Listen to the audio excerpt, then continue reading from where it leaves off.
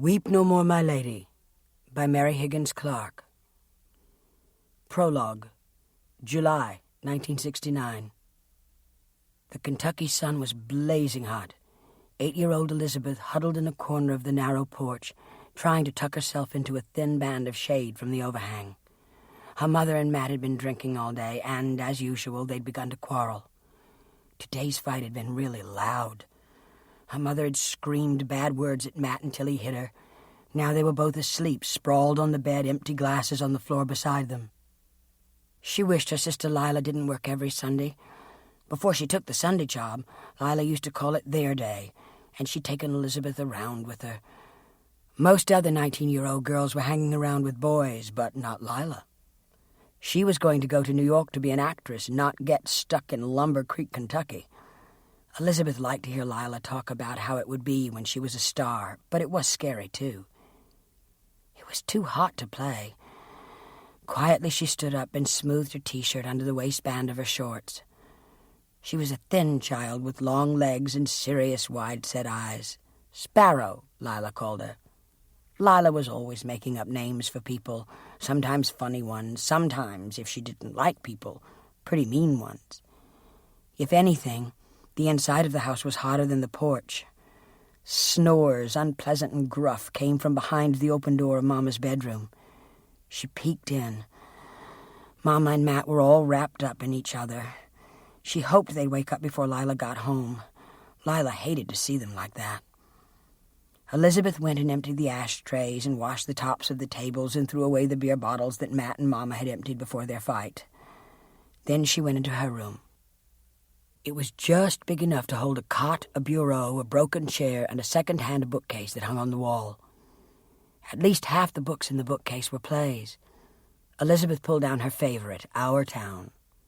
Lila had played Emily last year in high school, and they'd rehearsed her lines together so often Elizabeth knew the part, too. She must have dozed off because, when she opened her eyes, Matt was bending over her. His breath smelled of tobacco and beer. Elizabeth pulled back, but there was no way to escape him. He patted her leg. "Must be a pretty dull book, Liz." "Is Mama awake? I can start to fix supper." "Your Mama's going to be sleeping for a while. Why don't I just have me a little lie down? Maybe you and I can read together."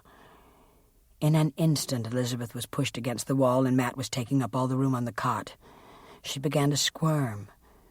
"Give Daddy a nice big squeeze, honey." "You're not my daddy." She felt trapped. She wanted to call Mama to try to wake her up, but now Matt was kissing her. "You're a pretty little girl." His hand was moving up her leg now. "I don't like that." "Like what, baby?" And then, over Matt's shoulder, she could see Lila in the doorway. Her green eyes were dark with anger. In a second she was across the room, pulling Matt's hair so hard his head yanked back. "Bad enough what those other bastards did to me, but I'll kill you before you start on her." Matt pulled to one side, trying to get away from Lila, but she kept twisting his long hair. He began to yell back at Lila and try to hit her. Mama must have heard the noise. She came into the room, a sheet wrapped around her, her pretty red hair disheveled. "What's going on here?" she mumbled in a sleepy, angry voice. "You'd better tell this filthy child molester to get out of here, or I'll call the police." With a final tug, Lila released Matt's hair. Stepping around him, she grabbed Elizabeth and hugged her tight. Mama started to yell at Matt, then Lila started to yell at Mama, and in the end, Mama and Matt went to their room. When they came out of the room, they were dressed and said everything was a misunderstanding, and as long as the girls were together, they'd just go out for a while. After they left, Lila said, "She'll never change." "Who?"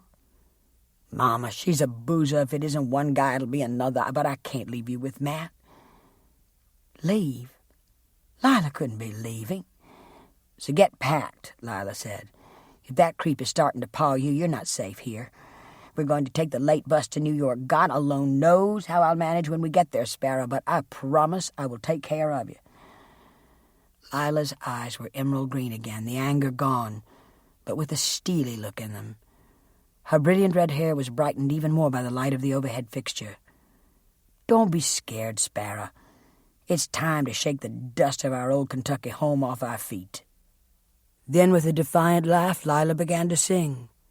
"Weep no more, my lady. Saturday, August the 29th, 1987. Pan American Flight 111 from Rome began to circle on its final approach to Kennedy Airport. Elizabeth pressed her head against the glass, drinking in the brilliance of the sun gleaming on the ocean, the distant outline of the Manhattan skyscrapers. This was the moment she had once loved at the end of a trip. But today she passionately wanted to be able to stay on the plane to go wherever its next destination might be. Elizabeth's acting career had begun to take off recently, and she had just completed work on a film in Venice. She was grateful, but not at all surprised that no one on the plane had recognized her. If Lila were here, she thought, there wouldn't be any question about identifying her. Everyone recognized Lila LaSalle. But Lila was gone. After all these months, it was time the reality of her death set in. A newsstand just beyond the customs enclosure had stacks of the early afternoon edition of the Globe. She couldn't help seeing the headline, "Trial Begins September 8th." The lead read, "A visibly angry Judge Michael Harris scathingly denied further postponements in the murder trial of multimillionaire Ted Winters." The rest of the front page was filled with a blow-up of Ted's face. It was a picture snapped after he learned that the grand jury had indicted him for the murder of his fiancée, Lila LaSalle. As the cab sped toward the city, Elizabeth read the story, a rehash of the details of Lila's death and the evidence against Ted. Pictures of Lila were splashed over the next 3 pages of the paper. Lila at a premiere with her first husband, Lila on safari with her second husband, Lila with Ted, Lila accepting her Oscar. One of them caught Elizabeth's eye. In it, Lila had a hint of softness in her smile, a suggestion of vulnerability that contrasted with the arrogant tilt of her chin, the mocking expression in her eyes. "Here we are, lady." Startled, Elizabeth looked up. The cab had stopped in front of the Hamilton Arms at 57th Street and Park Avenue. The paper slid off her lap. She forced herself to try to sound calm. "I'm so sorry. I gave you the wrong address. I want to go to 11th and 5th. "I already turned off the meter." "Then start a new fare." Her hand shook as she fumbled for her wallet. Unthinkingly, she had given Lila's address. This was the building where Ted had murdered Lila. Here, in a drunken rage, he'd pushed her off the terrace of her apartment. Elizabeth began to shiver uncontrollably at the image she could not banish from her mind. Lila's beautiful body wrapped in white satin pajamas, her long red hair cascading behind her, plummeting 40 stories to the concrete courtyard. If I had stayed with her that night, Elizabeth thought, it never would have happened. After a 2-month absence, the apartment felt close and stuffy, but it was good to be home. The job in Italy had been another temporary respite, but never out of her mind was the realization that eventually she would have to go to court as a prosecution witness against Ted. She unpacked quickly and then turned to the mail that was stacked on the dining room table. On top was a business-size envelope with the return address, Office of the District Attorney. Reluctantly, she opened it. The letter was brief. It was a confirmation that she would phone Assistant District Attorney William Murphy upon her return on August the 29th and make an appointment to review her testimony. Her mouth went dry. The hours she had testified at the grand jury hearings, the time she'd fainted on the stand after being shown the pictures of Lila's body. Oh, God, it was all starting over again. The phone rang. "Hello?" "Elizabeth, how are you? You're on my mind." Min von Schreiber. Elizabeth instantly felt wearier. Min had given Lila her first modeling job, and now she was married to an Austrian baron and owned the glamorous Cypress Point Spa in Pebble Beach, California. For 4 summers, Elizabeth had taught water aerobics at the spa, and Min was an old and dear friend. But Elizabeth didn't feel up to her today. "I'm fine, Min, a little tired maybe. I just got home a few minutes ago," she answered, trying to sound cheerful. Don't unpack. You're coming to the spa tomorrow morning. There's a ticket waiting at the American Airlines counter, the usual flight. Min, I can't. As my guest? But, Min, no buts. When I saw you in Venice, you looked too thin. That damn trial will be hell, so come, you need pampering.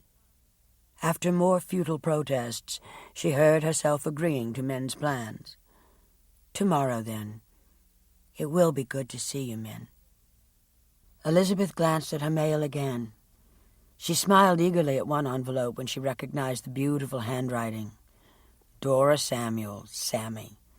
Lila's indispensable secretary for 10 years, who now worked for Min at Cypress Point Spa. But she decided to get her call to the district attorney over with before she read that one. William Murphy was obviously glad to hear from her. "Miss Lang, I just started to sweat you out." "I told you I'd be back today. I wouldn't have expected to find you in on a Saturday." "There's a lot of work. I'll need to review your testimony with you so it'll be fresh in your mind.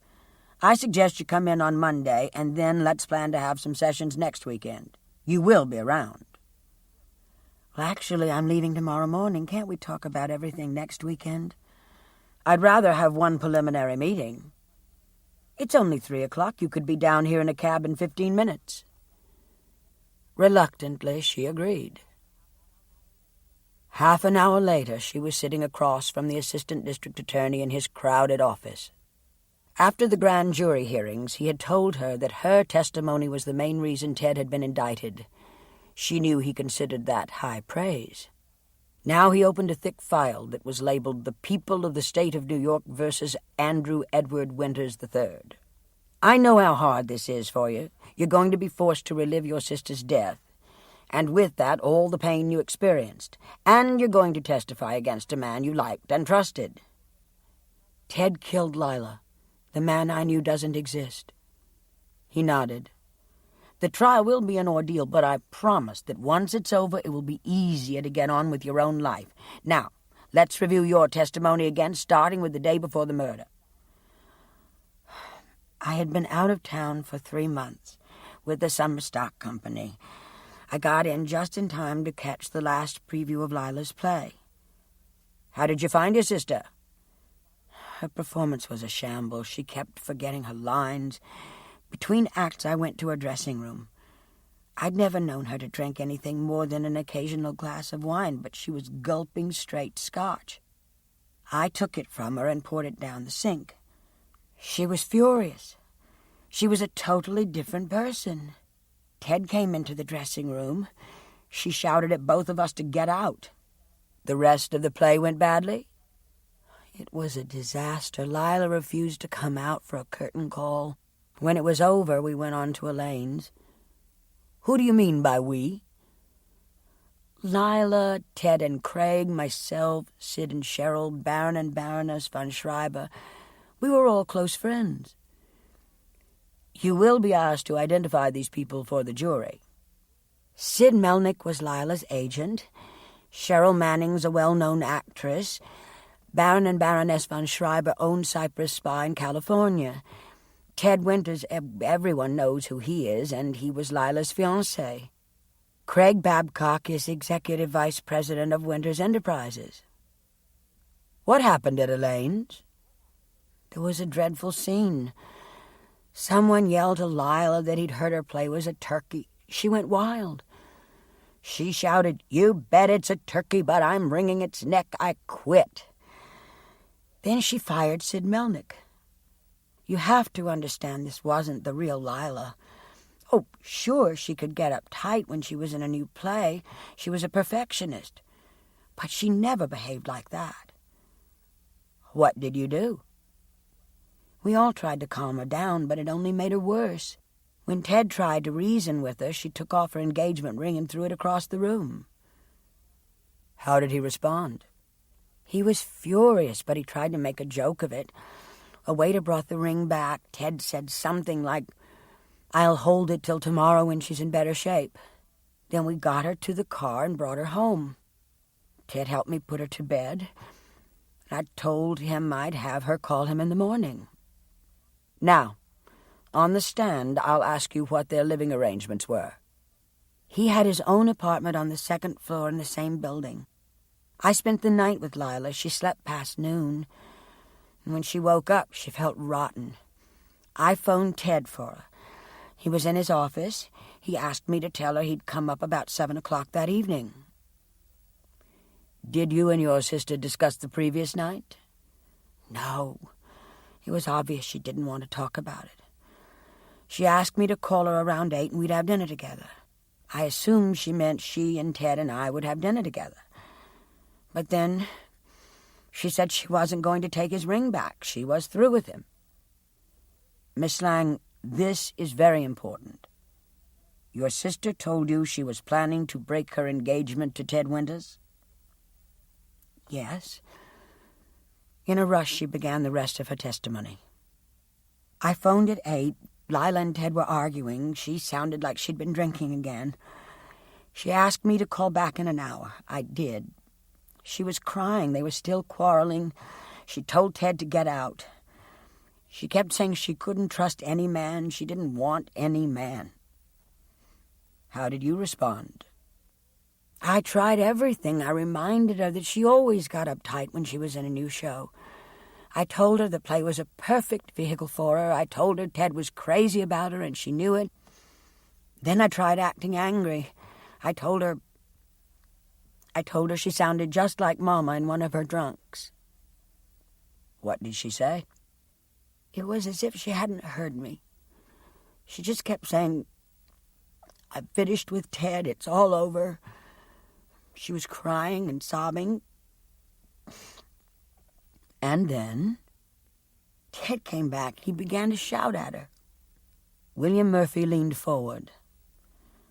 Now, Miss Lang, this will be a critical point in your testimony. We need to establish that it was Ted's voice you heard. This is how we'll do it. You heard a voice? Yes. How loud was that voice? Shouting. How many words did you hear that voice say? 11, 2 sentences. Now, Miss Lang, have you ever heard that voice before? Absolutely. Miss Lang, whose voice was that shouting in the background? It was Ted's, Ted Winters. What did he shout? Put that phone down. I told you, put the phone down. Did your sister respond? Yes. Elizabeth stirred restlessly. She was still sobbing. She said, "Get out of here. You're not a falcon." And then the phone slammed down. Miss Lang, does the word falcon mean anything to you? It was Ted's nickname, my sister's pet name for him. She did that, you see. The people close to her, she gave them special names. Did she ever call anyone else by that name, the name Falcon? No, never. Abruptly, Elizabeth got up and walked to the window. Only a few minutes more, I promise. Miss Lang, do you know what time the phone was slammed down? Precisely 9:30. Are you absolutely sure? Yes, I'd reset my clock that afternoon. I'm sure it was right. What did you do then? I was terribly upset. I had to see Lila. I ran out. It was after 10 when I got to Lila's apartment. And there was no one there? No. I tried to phone Ted. There was no answer at his place. I just waited. I didn't know what to think. I hoped they'd made up and gone off somewhere together. The next morning, when the body was discovered, you thought she must have fallen from the terrace? It was a rainy March night. Why would she have gone out there? She used to go out and just look at the city in any weather. I thought she must have leaned over. The railing wasn't very high. She'd been drinking. She fell. She remembered. Together she and Ted had grieved. And then, 2 weeks later, an eyewitness had come forth and sworn she had seen Ted push Lila off the terrace at 9:31. Without your testimony, that witness, Sally Ross, could be destroyed by the defense, she heard William Murphy saying. When she had heard about the eyewitness, she had been outraged. She had totally trusted Ted until this man, William Murphy, told her that Ted denied going back to Lila's apartment. You can swear that he was there, that they were quarreling, that the phone was slammed down at 9:30. Sally Ross saw Lila pushed off the terrace at 9:31. Ted's story that he left Lila's apartment, made a phone call, then took a cab to Connecticut doesn't hold up. We also have a strong circumstantial case, the scratches on his face and his skin tissue under Lila's fingernails, the testimony of the cabbie that he was white as a sheet and trembling. He can't come forward with proof of anyone he reached on the phone. He has a motive. Lila rejected him. Please, can I go now? We'll leave it at that. You do look pretty beat. Try to relax next week. Where will you be staying? Baroness von Schreiber has invited me to be her guest at Cypress Point Spa. I hope you're joking. Elizabeth stared at him. Why would I be joking? Murphy's eyes narrowed. His face flushed, and he seemed to be struggling not to raise his voice. Baron and Baroness von Schreiber may be friends of yours, but they're also friends of Ted Winters and are coming to New York to testify for him. And you seriously propose to stay with them at this time? I know that men and the Baron are testifying as a character witness for Ted, Elizabeth said. They don't think he's capable of murder. If I hadn't heard him with my own ears, I wouldn't have believed it either. She was not prepared for the tirade Murphy let loose on her. There's something fishy about that invitation. You claim the von Schreibers loved your sister? Then ask yourself why the hell they're going to bat for her murderer. I insist you keep away from them. In the end, embarrassed by his obvious contempt, Elizabeth agreed to call off the trip. Murphy attempted a smile, but the expression in his eyes was both grim and worried. Never forget that without you as a witness, Ted Winters walks. Sammy's letter was on top of the mail on the dinette table. Elizabeth reached for the envelope and smiled at the exquisite handwriting. It so vividly brought Sammy to mind, the frail bird-like figure with the wise eyes, owlish behind rimless glasses. She slit the envelope and sat down with the letter.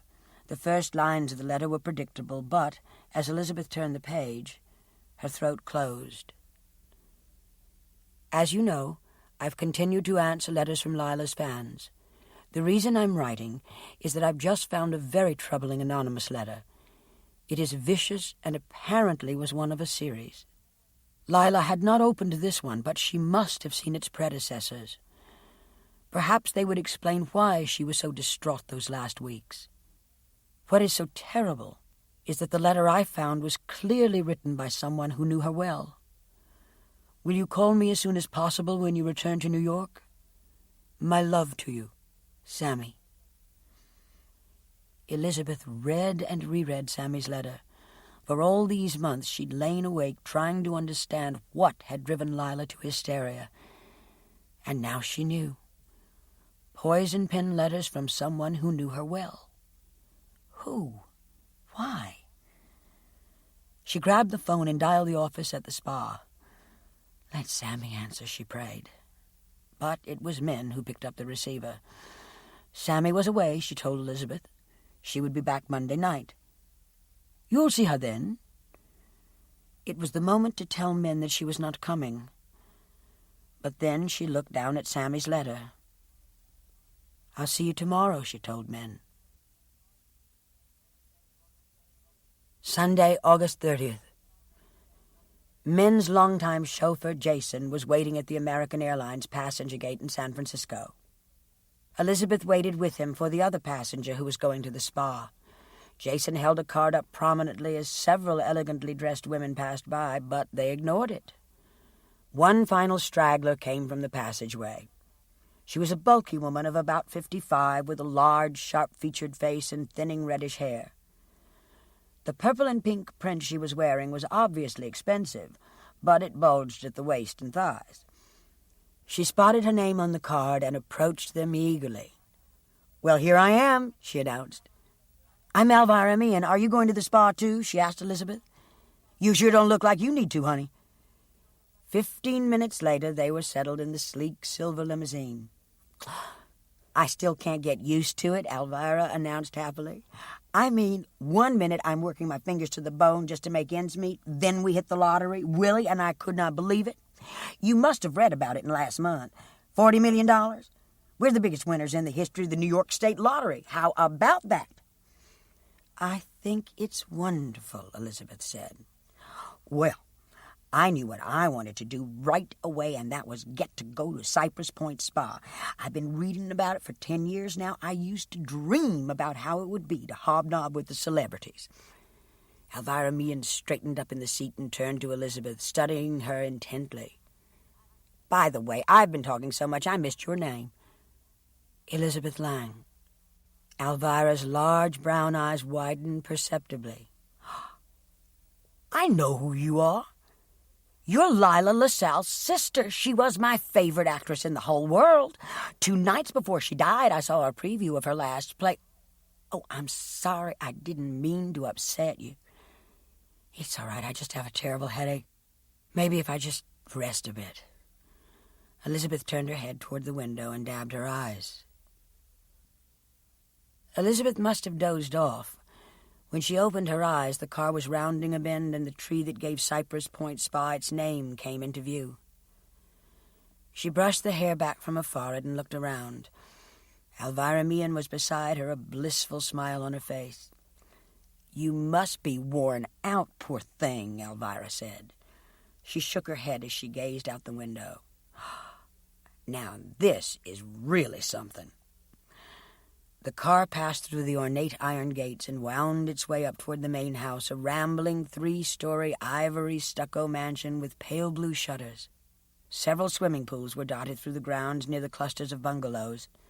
Identical adobe buildings were on either side of an Olympic-sized pool at the north end of the property. "Those are the men's and the women's spas," Elizabeth said. The clinic, a smaller edition of the main house, was at its right. A series of paths lined by high flowering hedges led to individual doorways. The treatment rooms were entered through these doors, which ensured privacy. Then, as the limousine followed the curve of the driveway, Elizabeth gasped and leaned forward. Between the main house and the clinic, but placed well behind them, a huge new structure had come into view, its black marble exterior accentuated by massive columns making it loom like a mausoleum. "What's that?" Alvirah Willy asked. "It's a replica of a Roman bath. They had just broken ground for it when I was here 2 years ago." "Is it open yet?" Elizabeth asked Jason. "Not finished, Miss Lang. The construction just goes on and on and on." The car stopped at the steps of the main house. Elizabeth got out, stretching out her arms as men descended from the veranda, her gait rapid but stately. Lila had always compared men in motion to the QE2 steaming into harbor.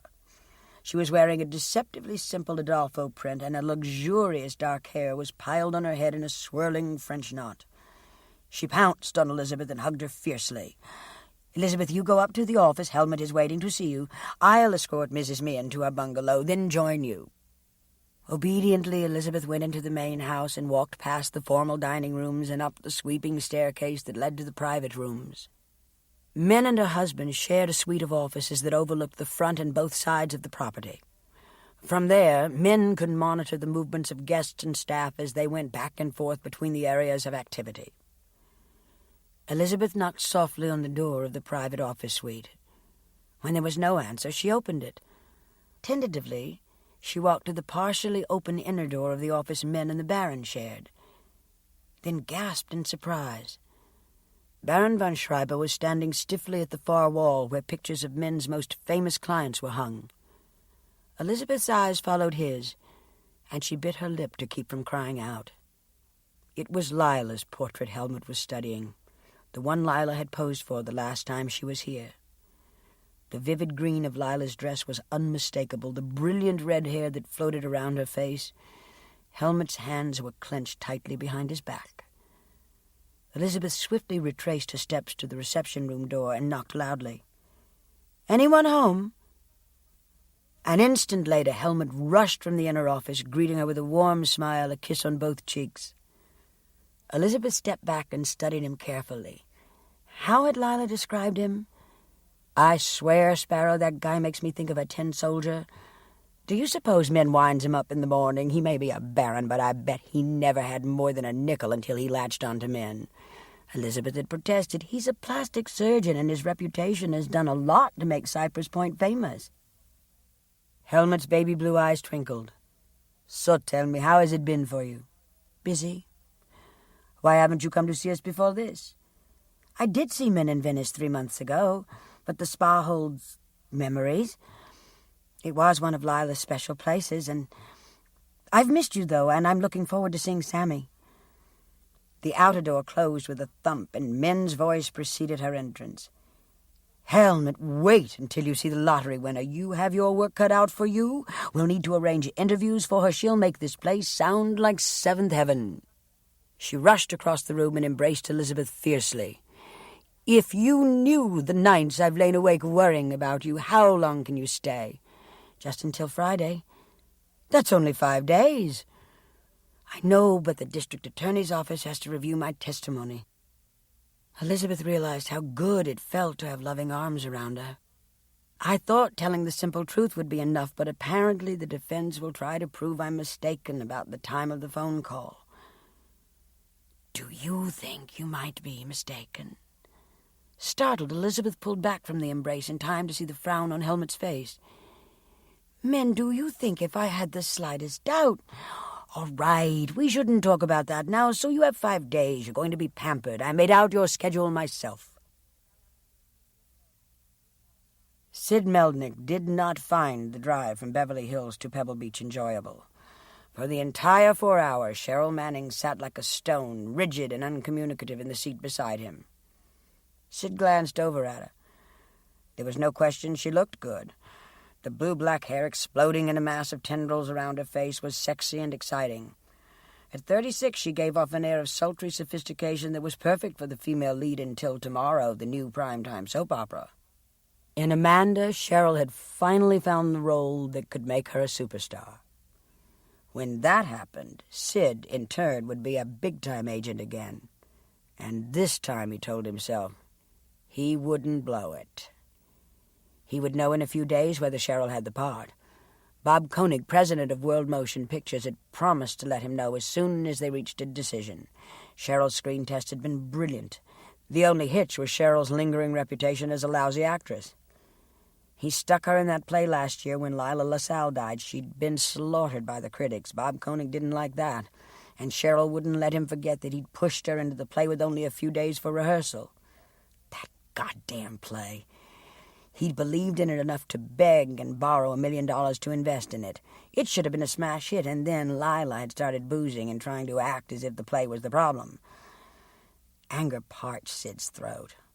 All he had done for that bitch, and then she'd fired him and Elaine's in front of a room of show business people cursing him at the top of her voice. They reached the gates of the spa, and Cheryl turned to him. "Drop me off at my bungalow. I don't want to bump into anyone until I get myself together." She pulled off her sunglasses, and her extraordinary eyes blazed. "Sid, what are my chances of becoming Amanda?" "The best, baby, the best." They'd better be, he told himself, or it was all over. The Winters Enterprises jet banked, turned, and began its descent into Monterey Airport. With methodical care, Ted checked the instrument panel. It had been a good flight from Hawaii. Craig had come forward an hour ago and urged him to let the co-pilot take over for the final approach and landing. "Cocktails already at your favorite table in the Conair, Monsieur Winters," he said, imitating the captain at the Four Seasons. "For Christ's sake, Craig, let me fly the plane in peace, okay?" Sitting at the controls of the jet, Ted could nurture the illusion that he was a free man, a man in charge of his own destiny. The runway was rushing toward them. How much longer would he be able to fly to control his own life? The trial would begin next week. The main wheels touched the ground. A few minutes later, Ted was in a limousine headed for the spa with Craig and his new lawyer, Henry Bartlett. Bartlett was supposed to be the best defense lawyer in the country, but to Ted he seemed pompous and overly conscious of his own image. "I've heard a bit about the Monterey Peninsula," Bartlett commented, "but I still don't see why we couldn't have worked on the case at your place in Connecticut or your New York apartment." "We're here because Ted needs the kind of relaxation he gets at Cypress Point," Craig said. Ted closed his eyes. He was unraveling. He could feel it. He'd spent the months since his indictment at his place on Maui, holding on to his sanity by planning the hotels and shopping centers he'd build when it was all over. But now the trial was looming. Elizabeth was sticking to her story, and the eyewitness was adamant. Worst of all, Ted couldn't really remember what had happened that night. He'd been too drunk.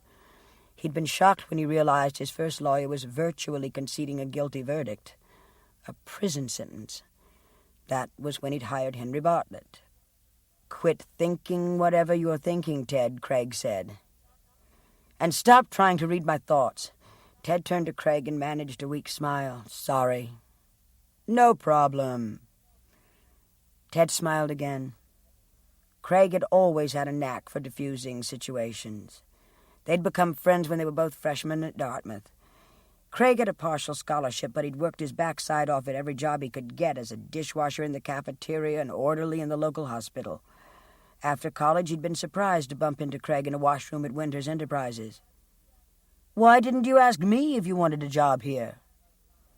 "Because if I'm any good, I'll make it on my own," Craig said. You couldn't argue with that. And he'd made it, clear up to executive vice president. Ted's right hand, the number 2 man at Winters Enterprises. They drove past the Pebble Beach Lodge, the golf course, the Crocker Woodland. Ted looked fondly at the passing landmarks. His grandfather had kept a house on the peninsula, and Ted had known the area before Cypress Point Spa even existed. The grounds of the spa came into view. "Pretty soon you'll understand why we wanted to come here," Craig told Henry. He looked directly at Ted. "We're going to put together an airtight defense. This place has always been lucky for you." Then, as he glanced out the side window, he stiffened. "Oh, my God, I don't believe it. That convertible, Cheryl and Sid are here." Grimly, Craig turned to Henry Bartlett. "I'm beginning to think you're right. We should have gone to Connecticut." While the maid unpacked her bags, Alvirah Meehan investigated her new quarters.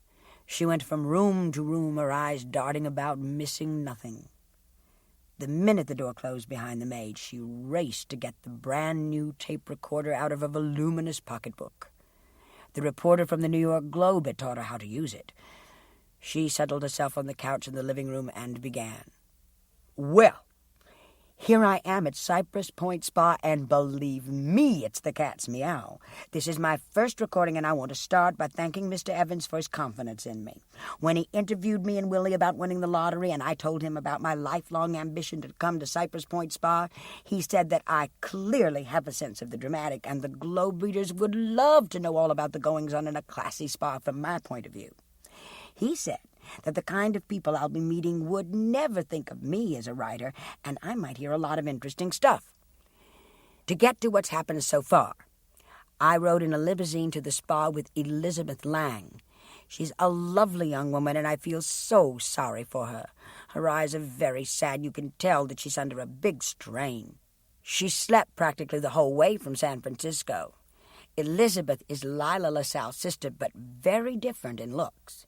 She's pretty tall, but a bit too thin, with honey-colored hair that falls around her shoulders. The one time she smiled, she gave off the warmest glow, and maybe if I get friendly with her, she'll tell me some interesting things about her sister and Ted Winters." Alvirah paused. She thought she ought to say something about her surroundings. "Mrs. von Schreiber escorted me to my bungalow. It has a sitting room, all done up in light blue chintz and oriental scatter rugs. They're handmade, I checked. A bedroom with a canopy bed, a small desk, a slipper chair, a bureau, a vanity table, and 2 huge bathrooms, each with its own jacuzzi. Upstairs there are 2 more bedrooms and baths, which, of course, I don't really need. Luxury. I keep pinching myself. Alvirah turned off the tape recorder and beamed in satisfaction. Whoever said writing was hard? With a recorder, it was a cinch. She smiled and reached for her pocketbook. From inside a zippered compartment, she took out a box containing a large, gaudy-looking sunburst pen. But not just any sunburst pen, she thought proudly. It contained a concealed microphone in a tiny compartment in the back for a mini cassette. The editor had told her to wear it and record conversations. That way, he had explained, no one can claim you misquoted them later on. Sorry to do this to you, Ted, but we simply don't have the luxury of time. Until we decide on our final strategy, we can't make any progress. Henry Bartlett leaned back in the upholstered armchair at the end of the library table. They were in the study of Ted's bungalow. Craig was sitting diagonally across from him, his face grave, his hazel eyes cloudy with worry.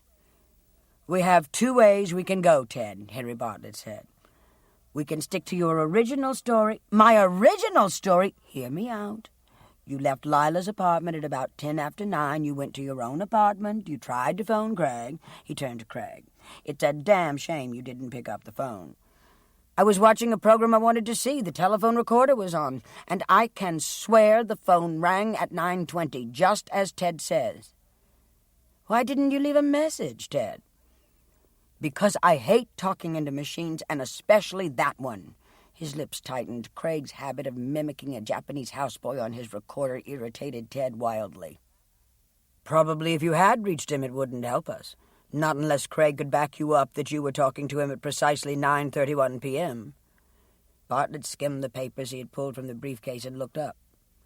"Either we attempt to flatly contradict Elizabeth Lang and the so-called eyewitness, or we try to turn that testimony to our benefit." "And how exactly does one do that?" Ted asked. "Your last conscious memory of that evening. Tell me again, what was it?" "I had been with Lila for several hours. She was hysterical, kept accusing me of cheating on her." "Did you?" "No." "Then why did she accuse you?" "Lila was terribly insecure. She'd had bad experiences with men. I thought I'd gotten her over that as far as our relationship was concerned, but every once in a while she'd throw a jealous fit." "You tried to give her back the engagement ring?" "Yes, and she refused it." "Then what happened?" "Elizabeth phoned. Lila began sobbing into the phone and shouting at me to get out. I told her to put the phone down. Finally, I saw it was hopeless and left. I went to my own apartment. I think I changed my shirt. I tried to call Craig. I remember leaving the apartment. I don't remember anything else until the next day when I woke up in Connecticut." "Teddy, do you realize what the prosecutor will do to that story? Do you know how many cases are on record of people who kill in a fit of rage and then block it out? That story stinks." "Then what are we going to do about it?" Craig asked. "We gamble." Ted agrees with Elizabeth's story. He now remembers going back upstairs. Lila was still hysterical. She slammed the phone down and ran to the terrace. Everybody who was in Elaine's the night before can testify to her emotional state. Her sister admits she'd been drinking. She was despondent. She felt washed up. She wouldn't be the first one to take a dive in that situation. Ted winced.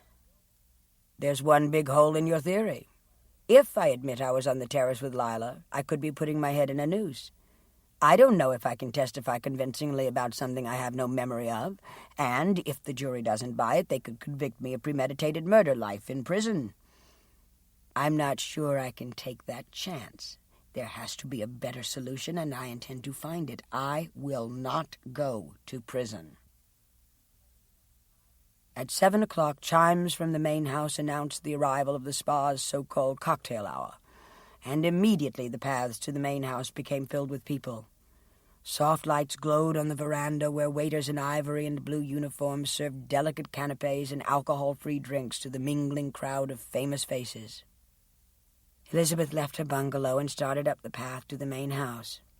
She was wearing a dusty pink silk jumpsuit with a magenta sash that had been a birthday gift from Lila. She kept a half-smile on her face as she approached the veranda. Suddenly, Min's arm was solidly linked in hers. "You look gorgeous. I helped Lila pick out that jumpsuit on Rodeo Drive." Elizabeth felt herself being propelled forward into the hum of laughter and well-bred voices. But then she looked back down the path and felt her eyes widen.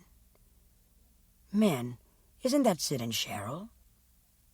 She was still embarrassed over the way Lila had humiliated Sid that night in Elaine's. No matter what Lila felt about the play, he'd been the one who had nailed down the parts that had made her a superstar. And Cheryl, under the veneer of friendship, she and Lila had shared an intense rivalry. Lila had taken Ted from Cheryl, and she tried every trick in the book to get him back. They'd spotted her. They both looked as surprised as she felt. They were coming up the steps toward her. Cheryl's famous amber-color eyes assumed a tender expression. "Elizabeth, my darling, I never dreamed I'd see you here, but how wonderful." Elizabeth felt a chill as Sid gave her a perfunctory show business kiss. "You look good. I may have to steal you from your agent. I didn't expect to see you till next week." Next week. Of course, the defense was probably going to use Cheryl and Sid to testify to Lila's emotional state. Men were still gripping Elizabeth's elbow as though she were afraid of losing her. Her eyes were darting about. Elizabeth wondered why she seemed so terribly nervous. Then she heard a familiar voice coming from behind her, an astonished voice. "Elizabeth, what are you doing here?" She turned and felt Craig's arms around her, the solid, dependable arms of the man who had rushed to her when he heard the news flash, who had stayed with her in Lila's apartment, listening as she babbled out her grief, who had helped her to answer the questions of the police, who had finally located Ted. But what was he doing here now? She'd have thought he'd be with Ted, preparing for the trial. And then, as she stepped back, she spotted Ted coming up the steps of the veranda. She felt her mouth go dry. Her heart beat so wildly she could hear its pounding in her ears. Somehow in these months she'd been able to banish his image from her mind, but now Ted Winters was walking up the stairs with his usual commanding presence, looking all the better for his self-imposed exile in Maui. Elizabeth wanted to lunge at him, to push him down those steps as he'd pushed Lila, to scratch that composed, handsome face.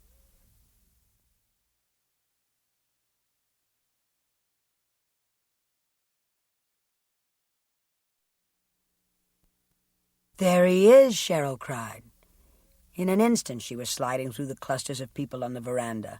Conversation stopped and heads turned as she threw herself into Ted's arms. Like a robot, Elizabeth stared down at them and watched as Ted tried to disengage himself from Cheryl. He glanced up at her. "Elizabeth!" How dare he speak to her? Shocked out of her immobility, she spun around, stumbled across the veranda and into the foyer. Men followed her in. Elizabeth turned to her fiercely, her eyes flashing. "Damn you men, what in hell do you think you're pulling?" "Elizabeth, I know what I'm doing."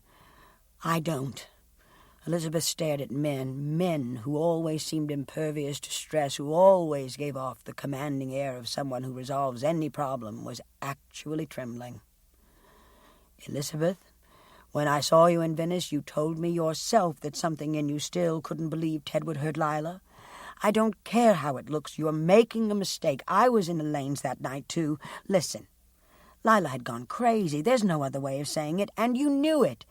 You were distraught about her.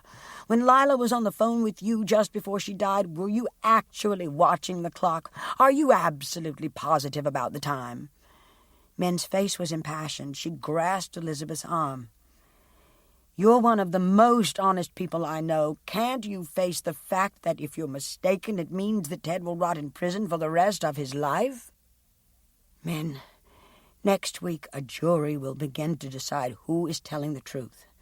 You think you can run everything, but not this time. Get someone to call me a taxi." "Elizabeth, you can't leave." "Can't I? Do you have a number where I can reach Sammy?" "No." "Exactly when is she expected back?" "Tomorrow night after dinner." Men clasped her hands beseechingly. "Elizabeth, I beg you." From behind her, Elizabeth heard footsteps. She whirled around. Helmut was in the doorway. "Elizabeth, next week is Labor Day. The peninsula's alive with tourists. You could drive around half the night and not find a room. Stay here. Be comfortable." See Sammy tomorrow night, then go if you must." "Elizabeth, please," Min was weeping. "I was so foolish. I believed that if you just saw Ted, not in court, but here, I'm sorry." Elizabeth felt her anger drain away to be replaced by bone-weary emptiness. Min was Min. She shrugged. "Which dining room will Ted be in?" "The Cypress room," Helmut answered. "Where did you plan to put me?" "With us as well.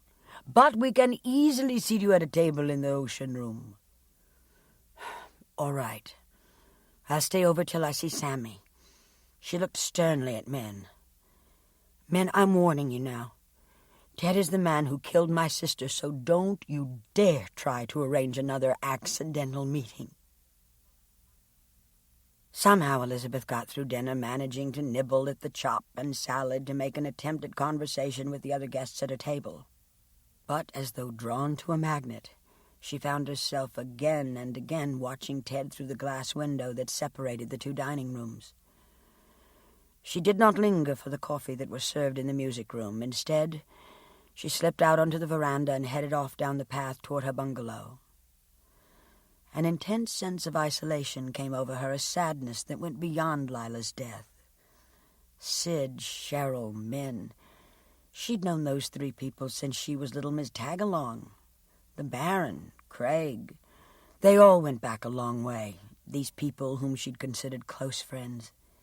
These people, who had now closed ranks against her, who sided with Lila's murderer, who would come to New York to testify for him. Who had gathered them all together here at the spa? And why? Sid walked with an unnaturally silent Cheryl back to her bungalow. He knew the dinner had been an ordeal for her. She'd never gotten over losing Ted Winters to Lila. Now it must absolutely gall her that even with Lila out of the way, Ted wouldn't respond to her. They turned from the main path to her bungalow. But when he started to say goodnight, she interrupted him. "Come inside." Groaning to himself, he followed her in. She looked squarely at him. "What did you think about tonight?" "I'm not sure I get your meaning." She looked scornful. "Of course you do. When Ted drops his guard, he looks haunted.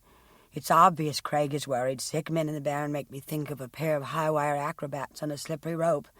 That lawyer never took his eyes off Elizabeth, and she was spying on her table all night. I've always suspected that she had a crush on Ted. As for that crazy lottery winner, if Min puts me next to her tomorrow night, I'll strangle her." "You're crazy if you think Elizabeth has a hots for Ted. If she did, why the hell would she be putting a noose around his neck? All she has to do is say she was wrong about the time and how wonderful Ted was to Lila. Period. Case dismissed." "Something else, Sid. You heard that nutty Alvirah Willy say she'd read in a fan magazine that Lila LaSalle's apartment was like a motel, that Lila gave out keys to all her friends." Cheryl got up from the couch, walked over to Sid, sat beside him, and put her hands on his knees. "You had a key to that apartment, didn't you, Sid?" "So did you." "I know it. Lila got a kick out of patronizing me. But when she died, the bartender in the Jockey Club can testify I was lingering over a drink. My dinner date was late. You were my dinner date, Sid, dear." Sid felt himself stiffen. "What are you driving at?" "The afternoon before Lila died, you told me you were going to see her to beg her to reconsider. How much money did you have tied up in that play, $1 million? That night you were 15 minutes late. You came into the Jockey Club at 9:45. You were dead white. Your hands kept trembling. How far was Lila's apartment from the Jockey Club, Sid? 10 minutes, maybe?" She reached out and touched his cheek. "Sid, I need that part. See that I get it." Min and Helmut kept their smiles fixed and warm until they were safely in their own apartment, which covered the entire third floor of the main house. Helmut put his arms around her as soon as they'd shut the door. His lips brushed her cheek. "Helmut, was it as bad as I think?" "Min, I tried to warn you it'd be a mistake to bring Elizabeth here. Yes, you underestimate her. Now she's furious at you. I could see the way she was observing us from her table. It was as if she was seeing us for the first time. I thought if she just saw Ted, you know how much she cared about him. I've always suspected that she was in love with him herself. I know what you thought, but it hasn't worked, so no more about it tonight, Minna. Get into bed.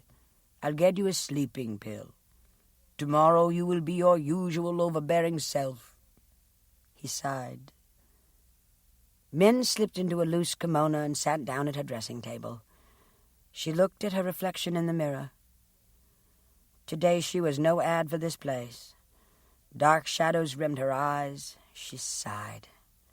She was 59 years old, and it was beginning to show. She glanced at Helmut in the mirror.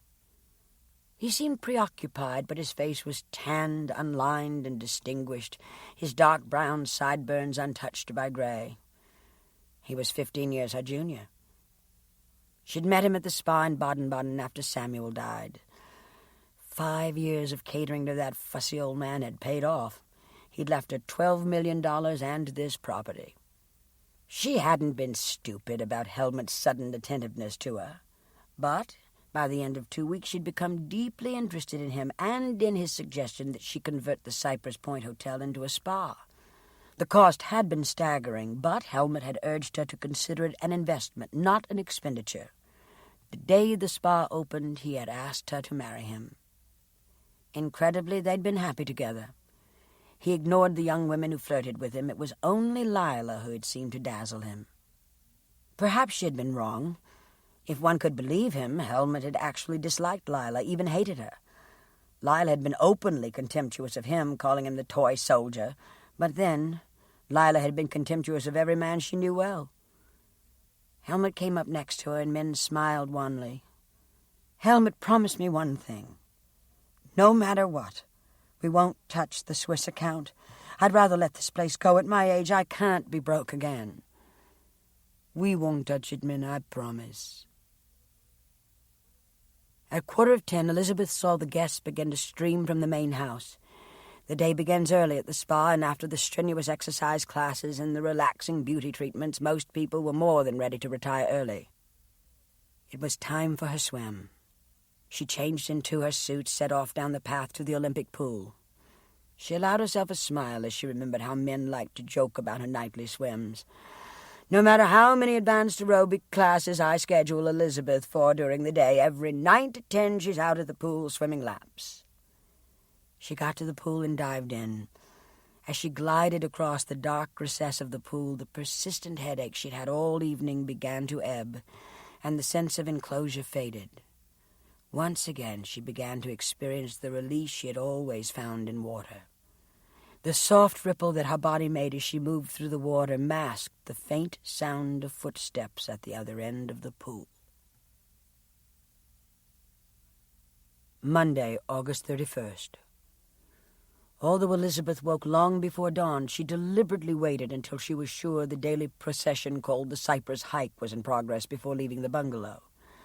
By the time she went out, the marchers, led by men in the Barren, were already out of sight. Their hike would take in the spa property, the Crocker Wooded Preserve, and Cypress Point, wind past the Pebble Beach golf course, and then backtrack to the spa. In all, it was a brisk 50-minute exercise. Elizabeth began jogging in the opposite direction from the hikers. As she passed the Pebble Beach golf links, she noticed that early golfers were already on the course. Her breath was coming in gulps, and she slowed her pace. I'm out of shape, she thought. Today she would go to the woman's spa and take a full schedule of exercises and treatments. It would be a useful way to pass the time. She turned down the road that led back to the spa and collided with Ted. He grasped her arms to keep her from falling. Gasping at the force of the impact, she struggled to push him away from her. Let go of me, I said. Let go of me. He released her and stared down at her, his expression inscrutable. Elizabeth, I've got to talk to you. He wasn't even going to pretend he hadn't planned this. Say what you have to say in court. She tried to pass him, but he blocked her way. Was this what Lila had felt at the end, this sense of being trapped? Involuntarily, she stepped back. I said, listen to me. He seemed infuriated by her fear. "Elizabeth, you haven't given me a chance. I know how it looks. Maybe, and this is something I just don't know, maybe you're right." And I went back upstairs. I was drunk and angry, but I was also terribly worried about Lila. "Elizabeth, think about this. If you are right, if that woman is right who says she saw me struggling with Lila, won't you at least grant that I might have been trying to save her? You know how depressed Lila was that day. She was almost out of her mind. If you went back upstairs, are you telling me now that you're willing to concede you went back upstairs?" Elizabeth felt as though her lungs were closing. "Elizabeth, there is something you have to understand. I don't remember what happened that night. I was so damn drunk. Over these months, I've begun to have some vague impression of being at the door of Lila's apartment, of pushing it open. So maybe you're right. Maybe you did hear me call something to her. But I have absolutely no memory beyond that. The real question is, do you think, drunk or sober, I'm capable of murder?" In a quick move, she darted around him and ran for the gates of the spa, her arm still burned from where his hands had grabbed her. The district attorney had predicted this. If Ted didn't think he could lie his way out of being on the terrace with Lila, he would say he was trying to save her. Without her as a witness, Ted would go free. At 8 a.m., Dora, Sammy Samuels, backed her car out of her cousin Elsie's driveway and, with a sigh of relief, began the drive from the Napa Valley to the Monterey Peninsula. With any luck, she'd be there about 2 o'clock. She was a wiry 71-year-old woman with steel-gray hair pulled back in a neat bun. It had been a year and a half since an aneurysm had nearly killed her. The massive surgery had left her with an air of fragility, but she always impatiently dismissed any talk of retirement. The weekend at Elsie's had been particularly trying, and she decided to go back to the spa early. Her cousin had always disapproved of Dora's job with Lila, and when Elsie saw her going through the stack of Lila's fan mail, she'd been astonished. "You mean to tell me that 17 months after that woman died, you're still writing to her fans? Are you crazy?" Sammy had not tried to explain to Elsie that sending personal notes to people who had loved Lila was a way of assuaging her own sense of loss. She had also not told her cousin about the poison pen letter she'd found and the others that might still be buried in the bags of unopened mail. The one she'd written to Elizabeth about had been mailed 3 days before Lila died. The address on the envelope and the enclosed note were put together with words and phrases snipped from magazines and newspapers. It read, "Lila. How many times do I have to write? Can't you get it straight that Ted is sick of you? His new girl is beautiful and much younger than you. I told you that the emerald necklace he gave her matches the bracelet he gave you. It costs twice as much and looks 10 times better. I hear your play is lousy. You really should learn your lines. I'll write again soon. Your friend." Thinking of that note, of the others that must have preceded it, brought a fresh burst of outrage. "Lila, Lila," she whispered. "Who would do that to you?" She of all people had understood the terrible vulnerability beneath Lila's flamboyant public facade. Someone who knew Lila well had stalked her with these poison pen letters, shattered her fragile ego, precipitated the drinking. When she got to the spa, she would begin going through the rest of the unopened mail. Somehow, Elizabeth would find a way to trace the poison pen mail back to its sender. Henry Bartlett had spent the morning in Ted's bungalow reviewing the transcript of the grand jury hearing while Ted and Craig worked out in the men's spa. When they returned, he was on the phone to his Park Avenue office. "In case we go for a temporary insanity defense, we'll need plenty of documentation of similar successful pleas," he had told them when he hung up. "Let's order lunch. We've got a long afternoon ahead of us." Over a club sandwich, Ted described his encounter with Elizabeth. "So you can forget about yesterday's suggestion," he told Henry.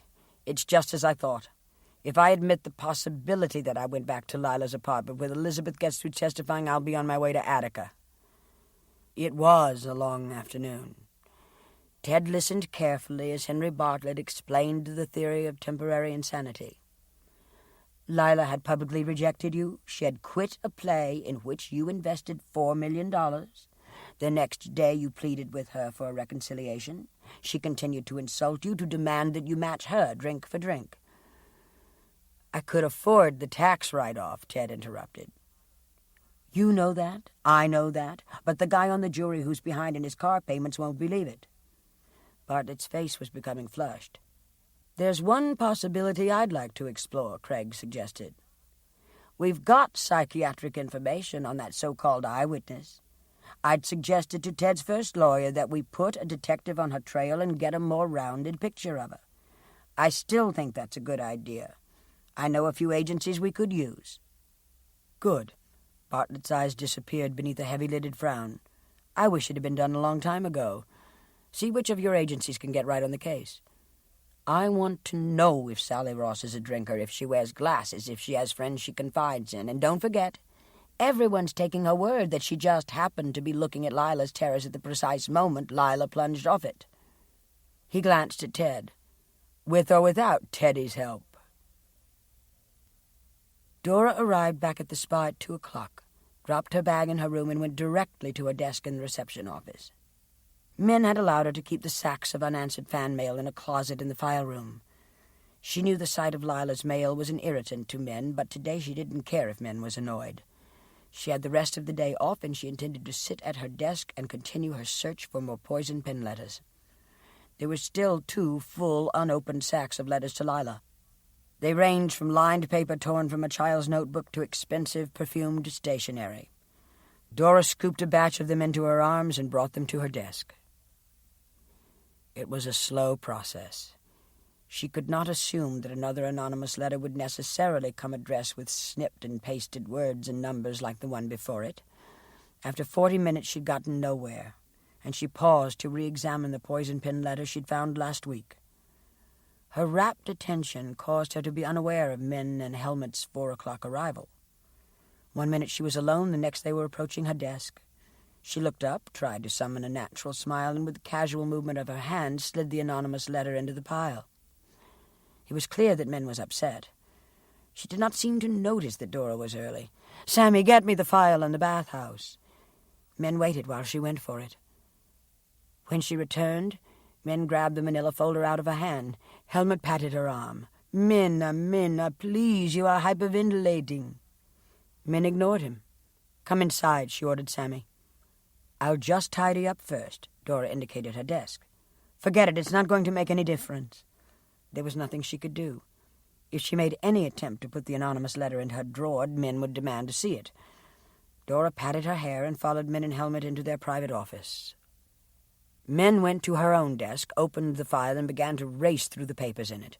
Most of the correspondence was in the form of bills from the contractor, $500,000 down, $300,000, $25,000, and now he needs another $400,000 before he'll continue working on the interior rooms. She slapped the papers down and slammed her fist on them. Dora looked contemptuously at Helmut. Dora knew the finances of this place as well as they did. It couldn't go on. "Stop work on the bathhouse immediately," she suggested. "The outside is finished, so the place looks all right. Tell people we're waiting for a shipment of marble or something. The contractor's pretty much paid to date, isn't he?" "Very nearly," Helmut agreed. He smiled brightly at Dora as though she had just solved an intricate puzzle. "Dora's right, Minna. We turned the problem into a virtue. We are awaiting shipment of the Carrara marble. We still settle for nothing less, yes? So we shall be admired as purists." Dora was suddenly aware of another presence in the room. She looked up quickly. Cheryl was standing there, her shapely body curved against the door frame, her eyes amused. "Have I come at a bad time?" Without waiting for an answer, she strolled over and leaned past Dora. "Oh, I see you're going over the sketches of the Roman bath." She bent over to examine them. 4 pools, steam rooms, saunas, more massage rooms, sleeping rooms. I love the idea of nap time after a strenuous romp through the mineral baths. She glanced at the stack of bills. "It looks like you two could use a little investment capital. Ted respects my opinion, you know. In fact, he used to listen to me quite a bit before Lila got her fangs into him. See you people later." At the door, she turned back and looked over her shoulder. "Oh, by the way, Min, dear, I left my bill on Dora's desk. I'm sure it was just an oversight that one was left in my bungalow. I know you plan to have me as your guest, dear." Min looked at Helmut. Frustrated tears welled in her eyes. She knows we're in a financial bind, and it would be just like her to tip the columnists off. Now we have another freebie." Cheryl had left the bill on her desk. Dora knew Cheryl, and she knew that Cheryl wouldn't have passed up the chance to go through the stack of Lila's fan mail on her desk. Her heart fluttering rapidly, Dora went back to the reception room. The letters to Lila were scattered on her desk. The poison pen letter was missing. Elizabeth had put in a full day at the spa, including an aerobic dance class, trampoline, advanced water aerobics, an herbal wrap, a manicure, and a yoga class. At 6:30, the phone in her bungalow rang. It was Min. "Elizabeth, I want you to have dinner with Helmut and me tonight. Ted, his lawyer, Craig, Cheryl, Sid, they're all going out." For a moment, she sounded like the familiar Min, imperious, brooking no refusal. But then her tone softened. "Please, Elizabeth. You're going home in the morning, and we have missed you." "Is this another one of your games, Min?" "I was absolutely wrong to have forced that meeting last night. I can only ask you to forgive me." "You're certain none of them will be in the dining room?" "I am certain. Do join us, Elizabeth. I've hardly seen you." It was totally out of character for Min to plead, and this would be her only chance to visit with Min, and besides, Elizabeth was not sure she welcomed the prospect of a solitary dinner. "Elizabeth?" She heard herself accept the invitation. Tonight the dining rooms were decorated in peach tablecloths and napkins, centerpieces of peach roses, Lenox china, and a delicate peach and gold design. Men's table was set for 4. As Elizabeth approached, men rose to greet her. "Elizabeth, at last a little time to be with you. I'd hoped to give both you and Sammy a happy surprise. Sammy returned early. She must have missed my note and didn't realize you were here. I invited her to join us for dinner, but she's just phoned to say she doesn't feel very well. I told her you were with us, and she'll see you in your bungalow after dinner." "Is she ill?" "She had a long drive. Still, she ought to eat. I wish she'd made the effort." Elizabeth watched as, with a practiced eye, men surveyed the surroundings. Woe to the waiter who did not have the proper demeanor, who rattled or spilled or brushed against the chair of a guest. "I'm sorry I'm late." Alvirah Willy had come up to the table and yanked out the chair before the waiter could help her. She was wearing a scoop-necked beige caftan with intricate brown beading. It looked very expensive. "I bought this at the boutique," she explained. "You have lovely things there. And I bought every single product the makeup woman suggested. She was so helpful." As Helmut came to the table, Elizabeth studied Min's face with amusement. One was invited to join Min and Helmut, something which Mrs. Meehan did not understand. On the other hand, Mrs. Meehan was clearly buying everything in sight, and offending her could be very foolish. A strained smile tugged at the corners of Min's lips. "You look charming," she told Alvirah. "Tomorrow I shall personally help you select other outfits." "That's very nice of you." Alvirah fiddled with her sunburst pen and turned to Helmut.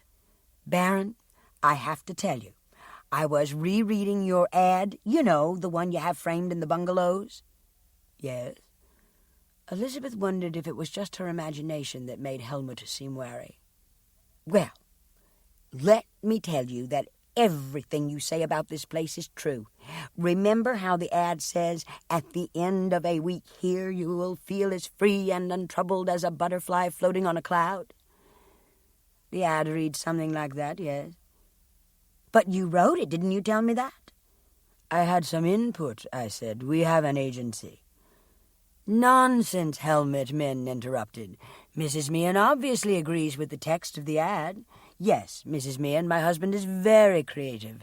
10 years ago, when we converted the hotel into the spa, he simply would not accept the advertising copy we were given, and rewrote it himself. That ad won many awards, which is why we have a framed copy in every bungalow." "Well, it certainly made important people want to come here," Alvirah told them. "How I wish I'd been a fly on the wall to listen to all of them." She beamed at Helmut. "Or a butterfly floating on a cloud." Elizabeth did not linger for coffee or the musical program. As soon as she reached her bungalow, she phoned Sammy. There was no answer in her apartment. Puzzled, She dialed Sammy's office. Sammy's voice had an excited urgency to it when she answered. "Elizabeth, I nearly fainted when men told me you were here. No, I'm perfectly all right. I'll be right over." Elizabeth was shocked to see how much Dora had changed. They sat down opposite each other on the matching sofas. "You don't look well, Sammy. How are you holding up?" Dora shrugged. "I still feel so guilty. You were away doing summer stock and couldn't see the day-to-day change in Lila. When she came to see me in the hospital, I could see it. Something was destroying her, but she wouldn't talk about it. I feel I let her down so terribly, and now it's as if I have to find out what happened. I can't let it rest until I do." Elizabeth felt tears begin to spill from her eyes. "Now don't you dare get me started." In a spontaneous gesture, they moved together. Dora's thin arms encircled Elizabeth. "Oh, Sparrow," she said, unthinkingly using Lila's name for Elizabeth. "What would Lila think about the two of us carrying on like this?" "She'd say, 'Quit moaning and do something about it.'" Elizabeth dabbed at her eyes and managed to smile. "Did Lila seem upset at all before you left on tour that summer? Did you notice anything?" Sammy asked. "No, not really. She was excited about the play. Her divorce had just come through. She was making plans to marry Ted. She sometimes worried that after 2 deadbeat husbands, Ted seemed too good to be true, but it was obvious they were nuts about each other. And then someone began a campaign to destroy her." Dora reached in the pocket of her cardigan. "Today, the letter I wrote you about was stolen from my desk, but just before you phoned, I found another one in Lila's mail. She never got to read it either. It was still sealed, but it speaks for itself. Lila, why won't you admit Ted is trying to dump you? His new girlfriend is getting tired of waiting. That $4 million was his kiss-off to you. And more than you're worth. Don't blow it, honey. The word's out it's a lousy play, and you're 10 years too old for the part. Your friend." Elizabeth's face turned stony pale as she read and reread the letter. Lila hadn't seen this? No, but she must have been receiving a series of them. Who could have taken the other one today? Briefly, Dora filled her in on the explosion over the expenses for the bathhouse and about Cheryl's unexpected arrival. "I know Cheryl was at my desk. She left her bill there. But anyone else could have come into the office and taken it too." This smacks of Cheryl's touch. Elizabeth held the letter by the corner, loath to handle it. "I wonder if this can be traced. Fingerprints?" "Yes, but even knowing what magazines and newspapers these words were snipped from could be helpful. Wait a minute." Elizabeth went into the bedroom and returned with a plastic bag. Carefully, she slipped the anonymous note into it. "I'll find out where to send this to be analyzed." She sat down and folded her arms on her knees. "Sammy, do you remember exactly what the other letter said?" "I think so." "Then write it down. Just a minute. There's paper in the desk." Dora wrote, crossed out, rewrote, finally handed the paper to Elizabeth. "That's pretty close." Elizabeth scrutinized Dora's transcription. "That bracelet, Sammy. How many people could have known about it? Ted gave it to her at a dinner party just before Christmas. Who was there?" "The usual people. Min, Helmut, Craig, Cheryl, Sid, Ted, you, and I." "And the same group of people knew how much Ted put into the play. Remember, he didn't want it publicized. Sammy, have you finished going through the mail?" "Besides the one I started this afternoon, there's one more large sack. It may have 600 or 700 letters in it." "Tomorrow morning, I'm going to help you go through them. Sammy, think about who might have written these letters. Min and the Baron had nothing to do with the play. They had everything to gain by having Ted and Lila together with all the people they attracted to the spa. Sid had $1 million in the play. Craig acted as though the $4 million Ted invested was out of his own pocket. But Cheryl never forgave Lila for taking Ted from her. She never forgave Lila for becoming a superstar. She knew Lila's vulnerabilities, and she would be the very one who'd want the letters back now. What good are they to her?" Elizabeth stood up slowly. "Because if some way they can be traced to her, they can ruin her career. How would the public feel if it learned that Lila had been driven to suicide by a woman she considered a friend? Elizabeth, did you hear what you just said? Elizabeth turned. Don't you think I'm right? You have just conceded the fact that Lila might have committed suicide. Elizabeth gasped. She stumbled across the room, fell to her knees, and put her head on Sammy's lap. Sammy, help me. She pleaded. I don't know what to believe anymore. I don't know what to do. It was at Henry Bartlett's suggestion that they go out for dinner and invite Cheryl and Sid to join them. They went to the Cannery. A chattering, happy end-of-summer crowd filled the popular restaurant. Cheryl was wearing a lame halter and matching skin-tight pants.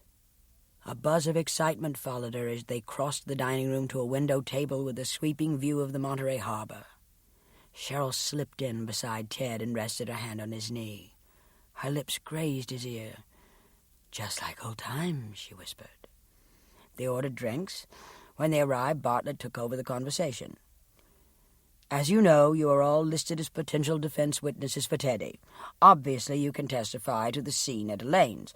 But on the stand, I'd like you to help me paint for the jurors a more complete picture of Lila. You all know her public image, but you also know that she was a deeply insecure woman haunted by the fear of failure, a woman who was increasingly anxious and depressed in the last few months of her life, a woman who, in the end, saw suicide as the only way out. A Marilyn Monroe defense, Sid suggested. Exactly. Bartlett favored Sid with a friendly smile. Now the question is motive. Sid, tell me about the play. Sid shrugged. It was perfect for her. She loved the script. The rehearsal started out like a cakewalk. Then something happened. One day she came into the theater smashed at 9 a.m. After that, it was all downhill. Stage fright? Lots of people get stage fright. That's showbiz. No, this was something else. I'd never seen it this way before. She was despondent. Good. That's just what I wanted to hear on the stand. I intend to paint a picture of a woman with drinking problems who was experiencing severe depression. A waiter came up to the table and took their order. The conversation turned to Hollywood and the new series that Cheryl hoped to star in. It was over coffee that Cheryl leaned her elbows on the table and cupped her chin in her hands. The champagne she had been drinking throughout the meal had clouded her eyes, so they now seemed to smolder with secret promises. She turned to Bartlett. Suppose Lila believed that Ted wanted to dump her for another woman. What would that do to help the suicide theory? She said in a drunken half-whisper. Ted stiffened. I was not involved with another woman. Darling, this isn't true confessions. Henry, answer my question. If we had proof that Ted was interested in someone else and that Lila knew it, we give Lila reason to be despondent and refute the prosecutor's claim that Ted killed Lila because she rejected him. Are you telling me there was something going on between you and Ted before Lila died? Ted pounded his fist on the table. I'll answer that, no. You didn't listen, Cheryl protested. I said I may have proof that Lila thought Ted was ready to dump her for someone else. Cheryl, I suggest you shut up. You don't know what you're talking about, Sid told her. Now let's get out of here. You've had too much to drink. Just a minute, Bartlett interrupted. Cheryl, unless this is some sort of game, you better put your cards on the table. What do you call proof? Maybe something that wouldn't even interest you, Cheryl said. Let me sleep on it. Craig signaled for the check. I have the feeling that this conversation is a waste of time. It was just past 9 when the limousine dropped them back at the spa. When she left Elizabeth, Dora carried the plastic-wrapped anonymous letter in the pocket of her cardigan. They had decided that she would make a copy of the letter on the office machine, and in the morning Elizabeth would take the original to the sheriff's office in Salinas. Scott Alshorn, the county sheriff, was a regular dinner guest at the spa. He'd been friendly with Min's first husband and was always discreetly helpful when a problem like missing jewelry arose. He would know how to trace the letter. Dora had to go back to the office anyhow. She'd left mail scattered on the desk and the mailbags on the floor of the reception room. Min would have a fit if she saw them. The copy machine was camouflaged by a walnut cabinet. She opened the top of the cabinet and turned on the machine, took the letter from the plastic bag and unfolded it, making sure to only touch the edges. She happened to glance out the half-open window. It was 9:45 and all the guests were settled by now. Lights were visible behind the curtained windows of the bungalows, but then something caught her attention. Someone was walking toward the Olympic pool, not on the path, but in the shadows of the cypress trees. She adjusted her glasses and was astonished to realize that whoever was out there was wearing a scuba diving outfit. Elizabeth had told her she was going swimming, and unreasoning fear gripped Dora. Shoving the letter into the pocket of her cardigan, she hurried out of the office. By the time she got outside, the interloper was passing the Roman bathhouse. It was probably one of the college kids who was staying at the Pebble Beach Lodge, she told herself. The lights of the security guard's golf cart were coming up from the hill near the gates. The figure in the scuba outfit ran toward the Roman bathhouse. Dora could see that the door was ajar. Her knees were trembling as she hurried behind him. The guard would drive past in a moment, but she didn't want the intruder to get away. Tentatively, she stepped inside the doorway of the bathhouse. The entrance foyer was a giant open expanse of marbled walls with twin staircases at the far ends. There was enough light from the Japanese lanterns in the trees outside for Dora to see that this area was empty, except for the construction debris that littered the floor. Through the open doorway to the left, she saw the beam of a flashlight. The archway led to the lockers, and beyond was the first of the saltwater pools. For an instant, her indignation was replaced by fear. She decided to go out and wait for the guard. "Dora, in here." The familiar voice made her weak with relief. Carefully making her way across the darkened foyer, she went through the locker room and into the area of the indoor pool. Elizabeth swam from one end of the pool to the other at a demanding, furious pace.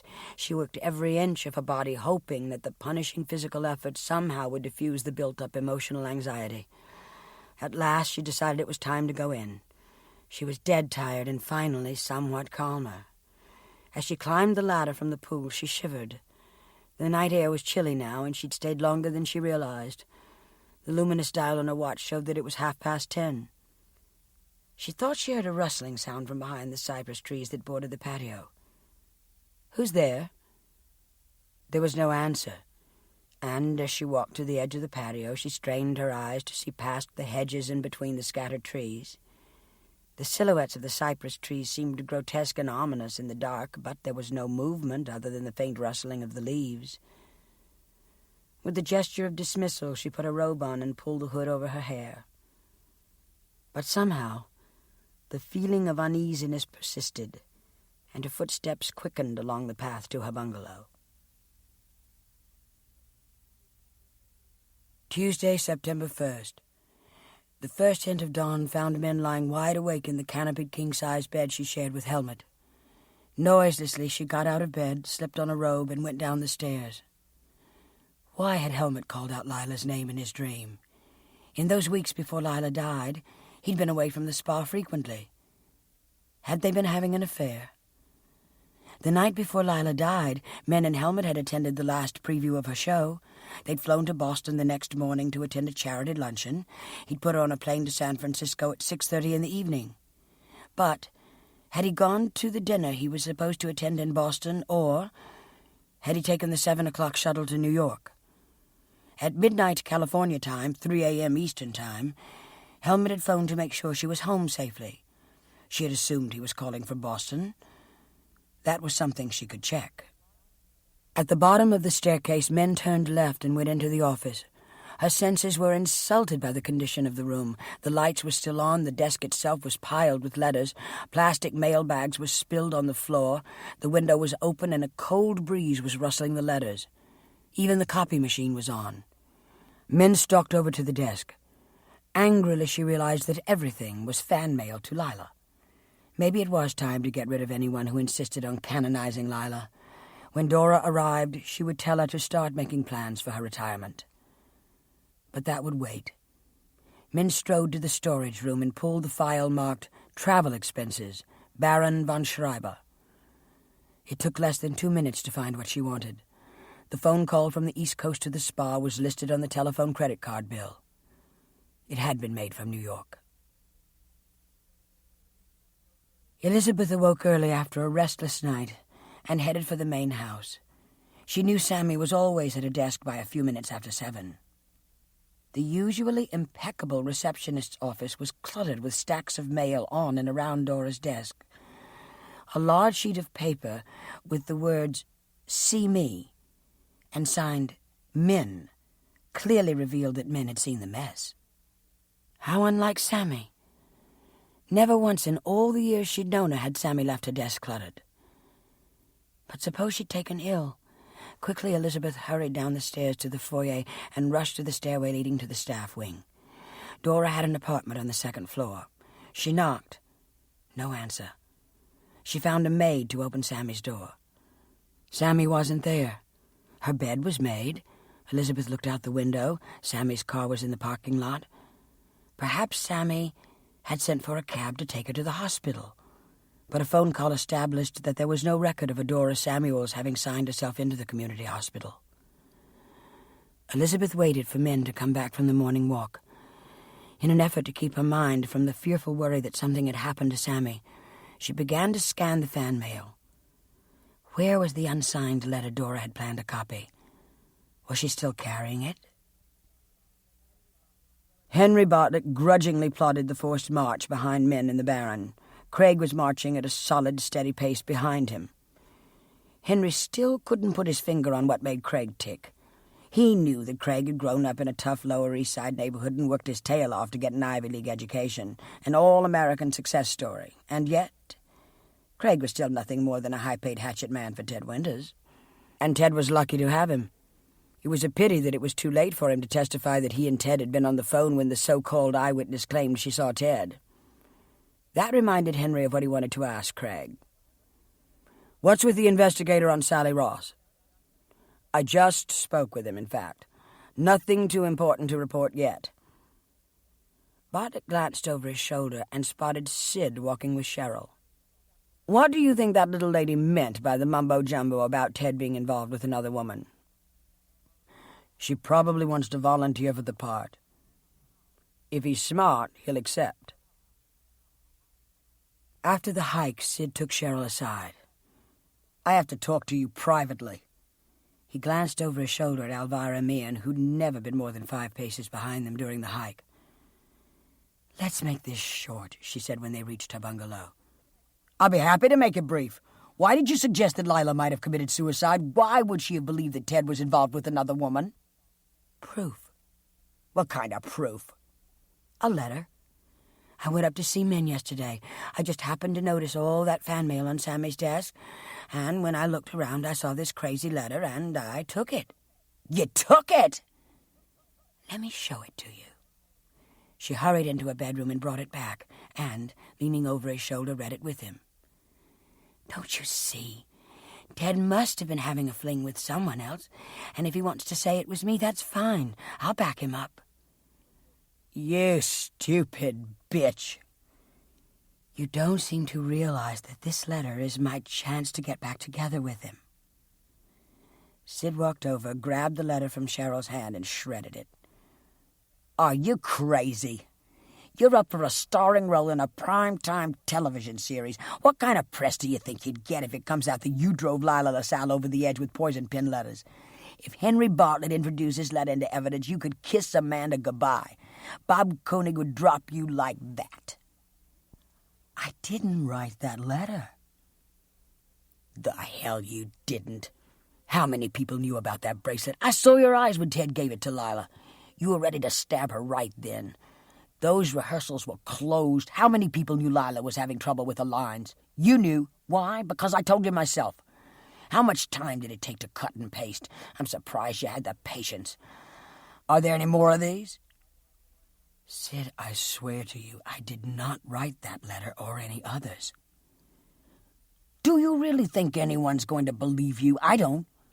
Do you want to be Amanda or not?" Sid reached into his pocket. "Here's a match." Cheryl sighed as she lit the shredded paper with its bizarre, uneven scraps of print and watched it curl and disappear into the ashtray.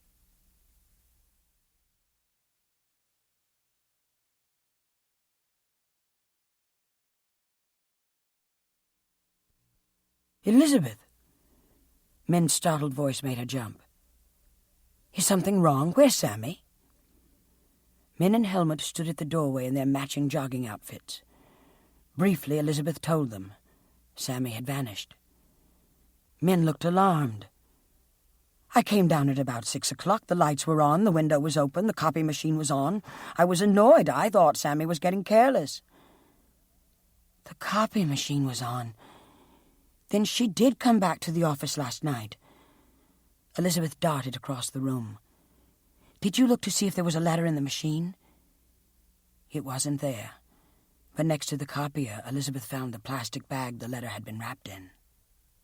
Within 15 minutes, a search party had been quietly organized. Elizabeth acceded to Min's pleadings not to call the police immediately. "Sammy was very ill last year," Min reminded her. "She had a slight stroke, was disoriented. It may have happened again. You know how she hates fuss. Let us try to find her first." "I'll give it until lunchtime," said Elizabeth. "And then I'm going to report her missing. For all we know, she could be dazed and wandering on the beach somewhere." Helmut turned to her. "The essence of this place is privacy, seclusion. I do not want deputies swarming around. Half the guests will pack up and go home." Elizabeth felt red-hot anger, but it was Min who answered. "Too much has been concealed around here. We will delay calling the police, but only for Sammy's sake, not for ours." Together they scooped the piled-up letters back into the bags. "This is Lila's mail," Elizabeth told them. "I'll take these to my bungalow later." "Then you're planning to stay?" Helmut's attempt to sound pleased did not come off. "At least until Sammy is found. Now let's find her." Ted and Craig were walking to the men's gym for a workout. Ted had refused to sit down with Henry Bartlett after breakfast. He needed a workout, he said, to clear his head. They were almost directly in front of the main house. From across the vast lawn they watched as the slender figure ran down the steps of the veranda and turned toward the outer gates. "I thought Elizabeth was going home this morning," Ted commented. "Something's wrong." "Do you want to see what it is?" Craig asked. "Obviously my presence would only upset her more. Why don't you follow her? She doesn't think you killed Lila." "Ted, for God's sake, knock it off." Ted shrugged. "My apologies. You're quite right. Now see if you can help Elizabeth." Craig caught up with her at the gate. Quickly she explained what had happened. His reaction was comforting. "You mean to say that Sammy may have been missing for hours and the police haven't been called?" "Well, they're going to be as soon as the grounds are searched. We think that maybe—" Elizabeth could not finish. They crossed the road toward the path that led to the lone cypress and walked in silence for a few minutes. "I just can't stop feeling that something awful has happened to her," Elizabeth said at last. "She visited me last night, Craig. She seemed worn out, but otherwise okay." "You can't be sure of that. Did she say anything about going out?" Elizabeth hesitated. Her response was careful. "When Sammy left me, she said that she was going back to the office for a while." "I can't believe she's so overworked she has to burn midnight oil." Elizabeth half smiled. "Not quite midnight. 9:30. Craig, do you mind if we go back now? Maybe there's been some word." But there was not. And if the maids, the gardener, and the chauffeur could be believed, every inch of the grounds had been searched. Even Helmut reluctantly agreed that it was time to phone in the missing person report. "That's not good enough," Elizabeth told him. "I want you to ask for Scott Alshorn." She sat down to wait for Scott at Sammy's desk. "You want me to hang around?" Craig asked. "No." He glanced at the trash bags. "What's all that?" Lila's fan mail. Sammy was answering it. "Don't start going through it. It will only upset you." He leaned over the desk.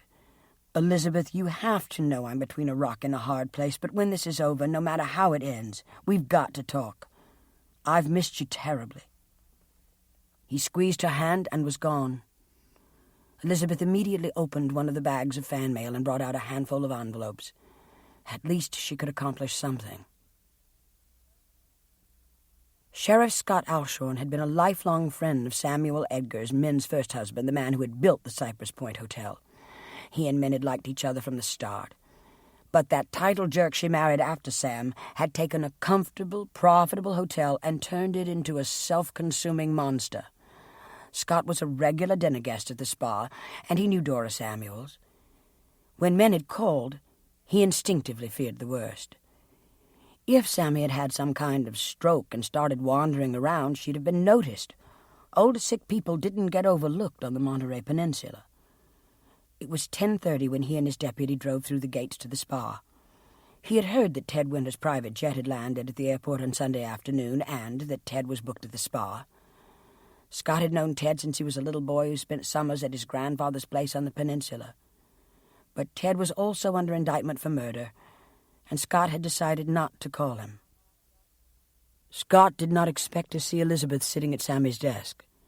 She was pulling letters from envelopes, glancing at them and tossing them aside impatiently. He knocked loudly on the open door and watched her jump up. "Scott, it's good to see you." Together they went into Min's office. Scott noticed the haggard expression on Min's face and the wary, veiled eyes of the Baron.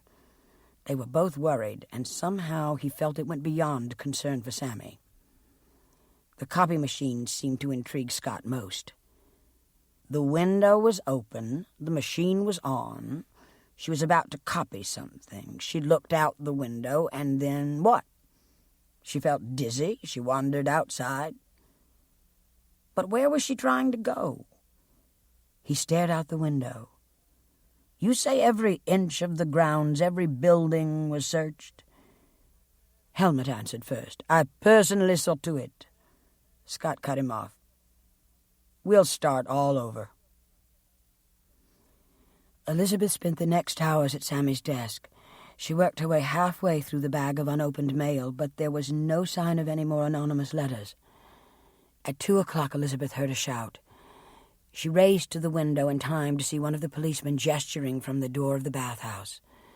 Her feet flew on the stairs. She ran across the lawn to the bathhouse, arriving as Scott disappeared inside. She followed him through the locker room into the pool area. A policeman was standing at the side of the empty pool, pointing down at Sammy's crumpled body. Later, she vaguely remembered kneeling beside Sammy, reaching her hand to brush back the matted, bloody hair from her forehead. Sammy's eyes were open, her features frozen in terror. "See if she has a letter to Lila," Elizabeth heard herself say. "Look in the pockets." Then Sammy's beige wool cardigan became Lila's white satin pajamas, and she was kneeling over Lila's body again. Mercifully, she fainted. Alvirah sat at the dressing table in her bungalow, happily surveying the shiny rows of creams and cosmetics that had been presented to her in the makeup class that afternoon. The new makeup, combined with the way they'd toned down her hair to a rich brown, made her look years younger. And Baron von Schreiber's collagen injections were going to make those little lines around her mouth, nose, and forehead disappear. Alvirah sighed. She was bursting with happiness. She got up and inserted the cassette from Sunday night's dinner into the tape recorder. As she listened, a puzzled frown creased her forehead. Funny. When you're just listening to people, you get a different perspective than when you're sitting with them.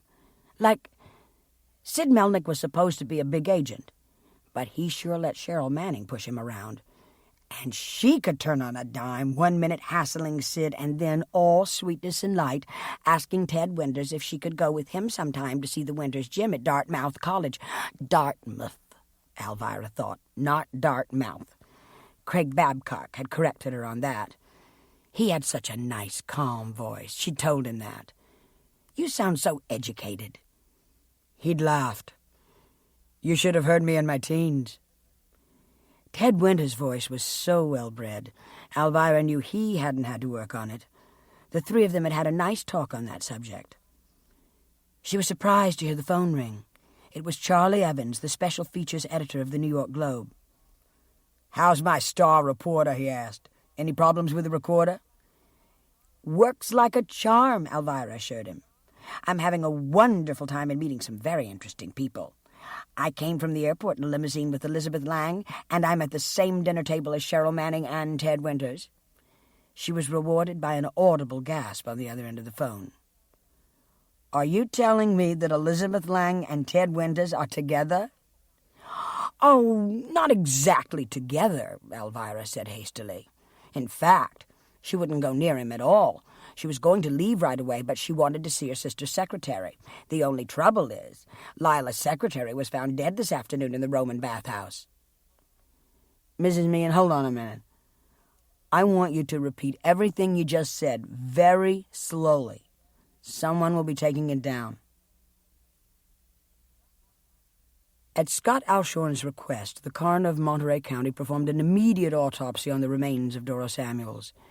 Death had been caused by a severe head injury, pressure on the brain from skull fragments, contributing cause a moderately severe stroke. In his office, Scott studied the autopsy report in reflective silence and tried to pinpoint the reasons he felt there was something sinister about Dora Samuels' death. Why had Sammy been in that damn bathhouse? Had she just wandered in there? Was she planning to meet someone? That didn't make sense. The electricity wasn't turned on. It would have been pitch black. Sammy's death had been caused by the injuries to the back of her head. She had toppled backward into the pool. No matter how dazed or confused you are, you don't start walking backward unless you're backing away from something or someone. But then the question was, had she fallen or been pushed? He had to go back to the spa and talk to Elizabeth Lang. It was his hunch that she knew what urgent business had made Sammy go back to the office at 9:30 that night. Did the copy machine being on have anything to do with the letter Elizabeth had been so sure was in Sammy's pocket? At 7 o'clock, Craig met Bartlett at Ted's bungalow. Ted wasn't there. He'd been avoiding both Craig and Bartlett ever since the word had spread about Sammy's death. He'd been sarcastic and uncooperative when Craig suggested that they talk some more about his defense. It was obvious that Ted was beginning to unravel. They started toward the main house together. "You're about as popular as I am with Teddy these days," Bartlett commented. Craig shrugged. "Listen, if he wants to take it out on me, it's all right. In a way, I brought this on him. You see, I introduced him to Lila. She was my date first." They reached the veranda in time to hear the newest witticism. "At Cypress Point, for $4,000 a week, you get to use a pool. For $5,000, you get to use one with water in it." Men in helmet did not appear in the dining room until after the guests had settled. Craig noticed how gaunt they looked, how fixed and artificial their smiles were. As she sat down, men murmured an apology for being late. Ted had made a belated entrance a few moments earlier and was trying to ignore Cheryl, whose hand clung persistently to his. Would Alvirah Mia never stop fooling with that damned pin, Craig wondered? She had parked herself next to him. He glanced around. There was an empty place setting. He asked men who would be joining them. "Sheriff Alshorn, he just came back. He's talking to Elizabeth now." Men bit her lip. "Please. We all know how sad we feel about losing Sammy, but I think it would be better if we don't discuss it during dinner." "Why does the sheriff want to talk to Elizabeth Lang?" Alvirah Meehan asked. "He doesn't think there's anything funny about Miss Samuels dying in that bathhouse, does he?" 7 stony pairs of eyes discouraged further questions. The soup was chilled peach and strawberry, a specialty of the spa. Alvirah sipped hers contentedly, and she could hardly wait to meet the sheriff. Scott sat across from Elizabeth, leaning slightly forward, anxious to communicate, wary of how to begin. "I'm sorry I couldn't wait until tomorrow morning to see you, but there are too many things about Sammy's death that trouble me." Elizabeth nodded, got up, and walked into the bedroom. From her suitcase, she took the letter from Sammy that had been waiting for her in New York. She showed it to Scott. "When I realized Ted was here, I would have left immediately, but I had to wait and see Sammy about this." She told him about the letter that had been taken from Sammy's office and showed him the transcript Sammy had made from memory. Her eyes filled with tears as she looked at Sammy's graceful penmanship. She found another poison pen letter in one of those sacks last evening. She was going to make a copy for me, and we were planning to give the original to you. I've written it down as I remembered. We'd hoped the original could be traced." Scott read and reread the transcripts of the letters. Stinking business. Somebody was systematically trying to destroy Lila. Somebody doesn't want those letters found. Somebody took one from Sammy's desk yesterday afternoon, and maybe somebody took the other one from Sammy's body last night. Are you saying that you think Sammy may have been murdered? Elizabeth flinched, then looked directly at him. I simply can't answer that. I do know that someone was worried enough about those letters to want them back. Someone very close to Lila had to have written them, and I have my suspicions. The image of Cheryl's flashing eyes and mocking laughter came into Elizabeth's mind. Scott nodded. He put the transcripts of the letters in his pocket and rose to leave. He, too, had his suspicions. The others were halfway through the main course when Scott joined them. The empty seat was between Min and a woman who was introduced as Alvirah Willy. Scott took the initiative in greeting Ted. Presumption of innocence. He did not miss the way Cheryl constantly managed to touch Ted's hand to brush her shoulder against his. He helped himself to lamb chops from the silver tray the waiter was offering him. "They're delicious," Alvirah Willy confided. Alvirah Willy. Of course, he'd read it in the Monterey Review about the $40 million lottery winner who was realizing her fondest dream by coming to Cypress Point Spa. "Are you enjoying yourself, Mrs. Min?" Alvirah beamed. "I sure am. Everyone has been just wonderful and so friendly." Her smile encompassed the entire table. Min and Helmut attempted to return it. "The treatments make you feel like a princess. Tomorrow I'm having collagen to get rid of the lines around my mouth. I'm scared of injections, but Baron von Schreiber will give me something for my nerves. I'll leave here a new woman, feeling like a butterfly floating on a cloud." She pointed to Helmut. "The Baron wrote that. Isn't he a real author?" Alvirah realized she was talking too much. She'd better be quiet and see if the sheriff had anything to say about Dora Samuel's death. But, disappointingly, no one brought it up at all. It was only when they had just about finished the vanilla mousse that the sheriff asked, not quite casually, "You people will all be around here for the next few days. No one has plans to leave?" "Our plans are undetermined," Sid told him. "Cheryl may have to go back to Beverly Hills on short notice." "I think it would be better if she checks with me before she goes to Beverly Hills or anywhere else," Scott said pleasantly. "And, by the way, Baron, those bags of Lila's fan mail, I'll be taking them with me." Scott put down the spoon he was holding and began to push back his chair. "It's funny, but it's my guess that one of the people at this table, excluding Mr. Bartlett and Mrs. Meehan, may have been writing some pretty rotten letters to Lila LaSalle, and I'm real anxious to find out who that might be." To Sid's dismay, Scott's now steely glance rested squarely on Cheryl. It was nearly 10 o'clock before Min and Helmut were alone in their apartment. Min had agonized all day about whether or not to confront Helmut with the proof that he had been in New York the night Lila died. To confront him was to force an admission that he had been involved with Lila. She was not sure she wanted to hear it. How stupid he had been not to destroy the record of the telephone call. Helmut was preparing a scotch for himself and, without asking, poured a sherry for her. "It's been a difficult day, Minna. You handled it well. You're a strong woman, Minna. I've become strong because I am with you." Min's eyes flashed. "Then why this?"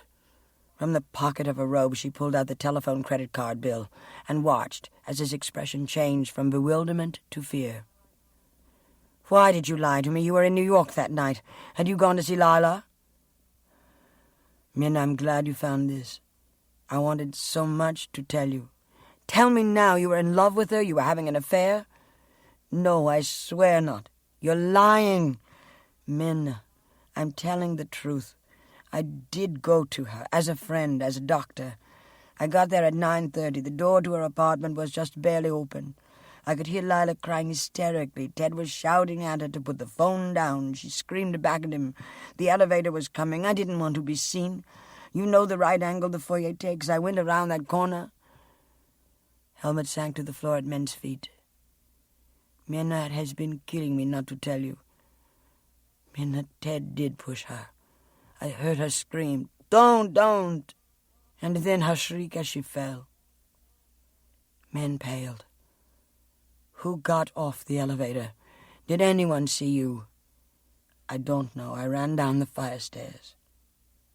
He leaned forward, his head in his hands, and began to cry.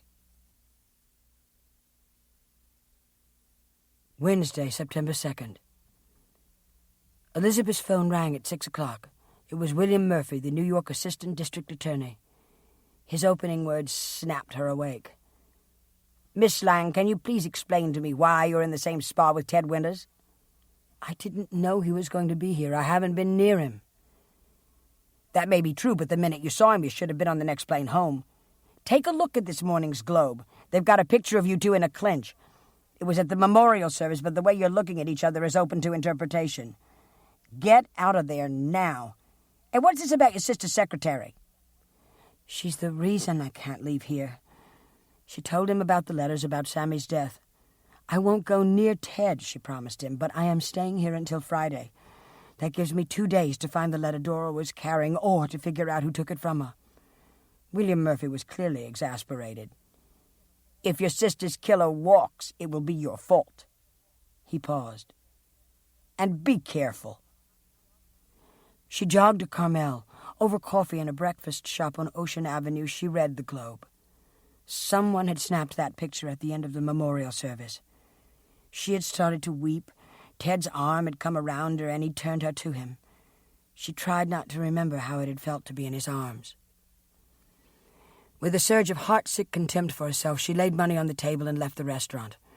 On the way out, she tossed the paper into a wastebasket. When she got back to her bungalow, Scott was sitting on the porch waiting for her. You're an early bird, she told him. There were circles under his eyes. I didn't do much sleeping last night. Something about Sammy falling backward into that pool just doesn't sit right with me. Elizabeth winced as she thought of Sammy's blood-stained head. I'm sorry, Scott told her. It's all right. I feel exactly the same way. I've got to ask you to go through Sammy's personal effects with me. I don't know what I'm looking for, but you might spot something I'd miss. Give me 10 minutes to shower and change. Sid was about to leave for the hike when his telephone rang. Something told him it would be Bob Koenig calling to tell him about the studio's decision on the Amanda role. He was wrong. For 3 endless minutes he pleaded with the loan shark for a little more time to pay the rest of his debts. If Cheryl gets this part, I can borrow against my commissions, he argued. I swear, she has the edge. Koenig told me so himself. I swear. When he hung up the receiver, he sat on the edge of the bed trembling. He had no choice. He had to go to Ted and get the money he needed. There was something indefinably different about Sammy's apartment. Elizabeth felt it was as though her aura as well as her physical being had departed. Sammy's dresser drawers revealed only personal items, but on a shelf of the closet, pushed back behind a stack of sweaters, she and Scott found a year-old appointment book and a bound copy of Merry-Go-Round by Clayton Anderson. Lila's play, Elizabeth said. I never did get to read it. She opened the folder and flipped through the pages. Look, it's her working script. She always made so many notes. Why don't you take that? I'd like to. He opened the appointment book. This was Lila's too, said Elizabeth. There were no entries after March 31st. On that page, Lila had printed opening night. Scott flipped through the earlier pages. Their appointments indicated the hairdresser, costume fittings, flowers to Sammy at Mount Sinai. There were also notations. Sparrow, L.A., Falcon, Budapest, Sparrow, Montreal, Falcon, Bonn. Lila's nicknames for you and Ted. She seems to have kept both your schedules right in front of her. She did, so she'd know where to reach us. Scott stopped at one page. You two were in the same city that night. He turned the pages more slowly. Actually, Ted seems to have shown up fairly regularly in the same cities where your play was booked. Yes, we'd go out for supper after the performance and call Lila together. Scott scrutinized Elizabeth's face. For just an instant, something else had come over it. Scott frowned. This appointment book probably doesn't have any bearing on the case, but I still think the district attorney in New York should have it. Why? No particular reason, but it could be considered an exhibit. There was nothing more to be found in Sammy's apartment. Together they walked down the long hall that led to the main house. You haven't gone through Sammy's desk in the office, have you? Scott asked. No. Elizabeth realized how tightly she was gripping the script. She'd only seen that one terrible performance. She now felt compelled to read it. Helmeted men were in their private office. The door was open. Henry Bartlett and Craig were with them. Elizabeth watched Henry Bartlett as he absorbed Scott's explanation of the anonymous letters. Let me get this straight, Bartlett said. The letters have now disappeared, but on Monday night Miss Samuels wrote her impressions of the first letter. Miss Lang had transcribed the second one. I want copies. I see no reason why you can't have them, Scott told him. He placed Lila's appointment book on Min's desk. Oh, for the record, this is something else I'm sending on to New York. It was Lila's calendar for the last 3 months of her life. Without asking for permission, Henry Bartlett reached for it. Elizabeth waited for Scott to protest, but he did not. Watching Bartlett thumb through Lila's personal daily diary, she felt an enormous sense of intrusion. She turned and went back out to the reception area. She was still holding the script of the play. She laid it on Sammy's desk and quickly went through the drawers. There was absolutely nothing personal in them. Craig, Bartlett, and the sheriff came out of the private office. Henry Bartlett was smiling, a self-satisfied, smug, chilly smile.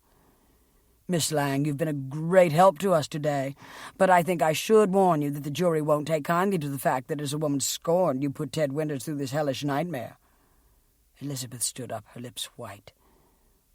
What are you talking about? I'm talking about the fact that in her own handwriting your sister made the connection between you and Ted happening to be in the same city so often. I'm talking about the fact that someone else also made the connection and tried to warn her with those letters. And surely you've seen that revealing little snapshot in this morning's Globe. You filthy liar. Elizabeth did not know she had thrown the copy of the play at Henry Bartlett until it struck him in the chest. His expression was impassive, even pleased. Do me a favor, young lady, and stage that kind of outburst in front of the jury next week. Sid had found Ted by the pool. He didn't hedge. Ted, I'm in trouble, big trouble with guys who play rough. It all began with that damn play. I borrowed too much. I thought I could sweat it out. If Cheryl gets his part, I'm on my way up again, but I can't stall him anymore. I need a loan. I need it now. How much? $600,000. Ted, it's small change for you, and it's a loan, but you owe it to me. I owe it to you?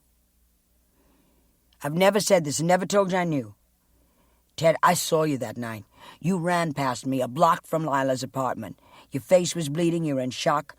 You don't remember, do you? Ted, I caught up with you. I asked what had happened. You told me Lila was dead, that she'd fallen off the terrace. Ted, then you said to me, I swear to God, you said to me, my father pushed her. My father pushed her. You were like a little kid trying to blame what you did on someone else. Ted felt waves of nausea.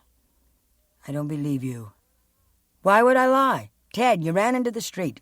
A cab came along. You nearly got run over stopping it. Ask that cabbie who took you to Connecticut if he didn't almost sideswipe you. He's going to be a witness, isn't he? Ted, I'm your friend. I know how you felt when Lila went nuts in Elaine's. I was mad enough to kill her myself. Have I mentioned this once to you, to anyone? I wouldn't do it now except I'm desperate. If I don't come up with that money in 48 hours, I'm finished. You'll have the money. Christ, Ted, I knew I could count on you. God, thanks. Sid put his hands on Ted's shoulders. Get away from me. He grabbed his towel and ran blindly out of the pool area. Cheryl was not happy about having been paged to the spa to meet Scott. She was wearing her own version of the standard tank suit, a skimpy scrap of material which did not quite cover her breasts and arched up on either side of her hip bones. She did not attempt to conceal her impatience.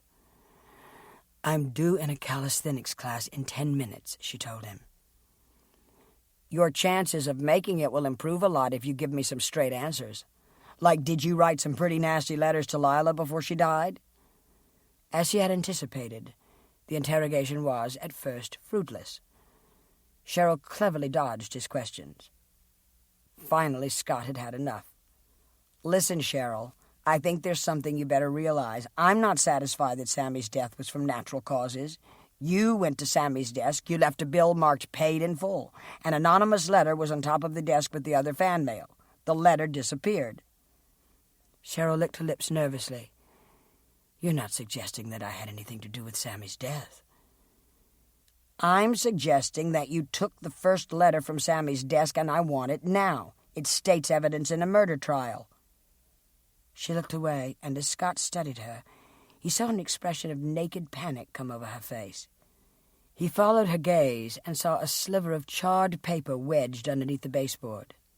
Scott bent down and picked it up. 3 words were pasted on the ragged piece of cheap paper. "Learn your lines." "So you did steal that letter," he said. "Destroying evidence is a felony, punishable by imprisonment. Did you destroy the second one, too? The one Sammy was carrying when she died?" Cheryl clutched his arm. "Scott, my God, please. I swear I didn't write those letters. All right? I took this letter from Sammy's desk. I thought it might help Ted. I showed it to Sid. He said people would think I wrote it. He tore it up. I didn't. And I don't know anything about the other letter. I swear." Tears were spilling down her cheeks. "Scott, any publicity about this at all could spoil my chances of being Amanda. Scott, please." "I really don't give a damn how publicity affects your career, Cheryl, but I'll hold off bringing you in for formal questioning. Maybe your memory will suddenly get better. For your sake, I hope so." In a state of dazed relief, Sid got back to his bungalow. Ted was going to lend him the money. He made himself a drink. He deserved it. Now, if he could just hear from Bob Koenig. The phone rang before he could complete the thought.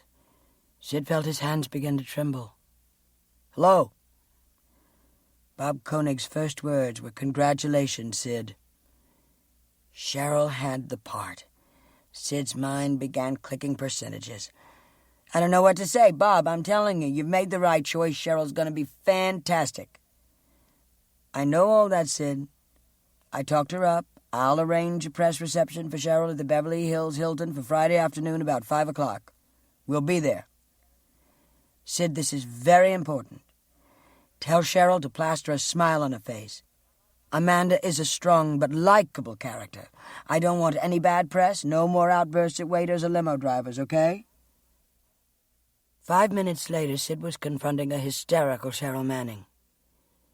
"You mean you admitted to Scott that you took that letter, you dumb bitch?" He grabbed her shoulders. "Shut up and listen to me. Are there any more letters?" "Let me go. You're hurting me. I don't know." Sid shoved her backwards, and she toppled against the couch. Fury replaced fear. Cheryl brushed back her hair and clenched her teeth. "You'd better get something straight, Sid. You tore up that letter. I didn't. And I didn't write that letter or any others. Scott doesn't believe me, so you march yourself over and tell him the truth, that I planned to give that letter to Ted to help his defense. You convince Scott. Do you hear me, Sid?" They glared at each other. "I've got to think," he said. "I'll figure something out." When Ted returned to his bungalow, he found Henry Bartlett and Craig waiting for him. As Ted took his place at the table, Bartlett told him about the poison pen letters and the discovery of Lila's diary. In her own hand she'd checked off when you and Elizabeth Lang were in the same cities. Did you and Elizabeth coordinate? Ted interrupted him. "Elizabeth and I were very good friends. We enjoyed each other's company. If I had my choice of being in Chicago on Wednesday and Dallas on Friday, or the other way around, and found that a good friend was in those cities, yes, I would arrange my schedule to see her. So what? Come off it, Ted. You did it half a dozen times in the same weeks that Lila started to fall apart when she was receiving those letters. Judging from what I've seen of Miss Lang, I think we can surmise that she was in love with you. If we can establish that, it will go a long way toward discrediting her testimony and making Lila's suicide more believable. Triumphantly, Henry threw a copy of the Globe at Ted. Look at that picture. Ted glanced at the picture and tore it in half. Apparently my job is to be the devil's advocate. Let's suppose your scenario is true. Elizabeth was in love with me. But let's carry it one step further. Suppose I was fed up with Lila's tantrums. Suppose I realized that in Elizabeth I had found something I'd been looking for all my life. Ted slammed his fist against the table. Don't you know that you have just given me the very best reason in the world for killing Lila? Because do you think that Elizabeth would have looked at me twice while her sister was alive? He pushed back the chair with a vehemence that caused it to topple over. Calm down, Ted, Craig interjected. This is the best chance you've got. Bartlett's face turned crimson. I've had enough. Listen, Mr. Winters, you may know how to run hotels, but you don't know a damn thing about what goes on in a criminal courtroom. If you're so damn sure that any defense I raise won't work, why don't you plea bargain right now? I might get you a maximum of 7 to 10 years. Is that what you want? Say so, or else sit down at the table. Ted picked up the chair he'd knocked over. Let's get to work. Do you really think there's a chance for acquittal? I've gotten acquittals in cases as rough as this. What you don't seem to fathom is that being guilty has nothing to do with the verdict. When she left Men's office, Elizabeth rushed back to her bungalow, furious at herself for allowing Bartlett to goad her. To distract herself, she opened the script of Lila's play. She thumbed through the script restlessly, deciding to read it later. Then her glance fell on one of Lila's marginal notes. Shocked, she sank down on the couch and turned back to the first page. Merry-Go-Round, a comedy by Clayton Anderson. She read the play through rapidly, then sat for a long time, totally absorbed in her thoughts. Clayton Anderson, the playwright of Merry-Go-Round, the wealthy college professor who had invested $1 million of his own money in the play, but who no one had ever met. Who was he? She had to talk to Men. Men was in bed. She looked ill. Men, why did you bring me here? Men shrugged. Because, believe it or not, I was worried about you because I love you. I believe that. And the other reason? Because I am appalled at the idea that Ted may spend the rest of his life in prison. Men, isn't there another reason why you want Ted to be acquitted? It has to do with this place, doesn't it? What do you mean? I mean that just before Lila died, Ted was considering putting a Cypress Point spa in all his new hotels. What happened to that plan?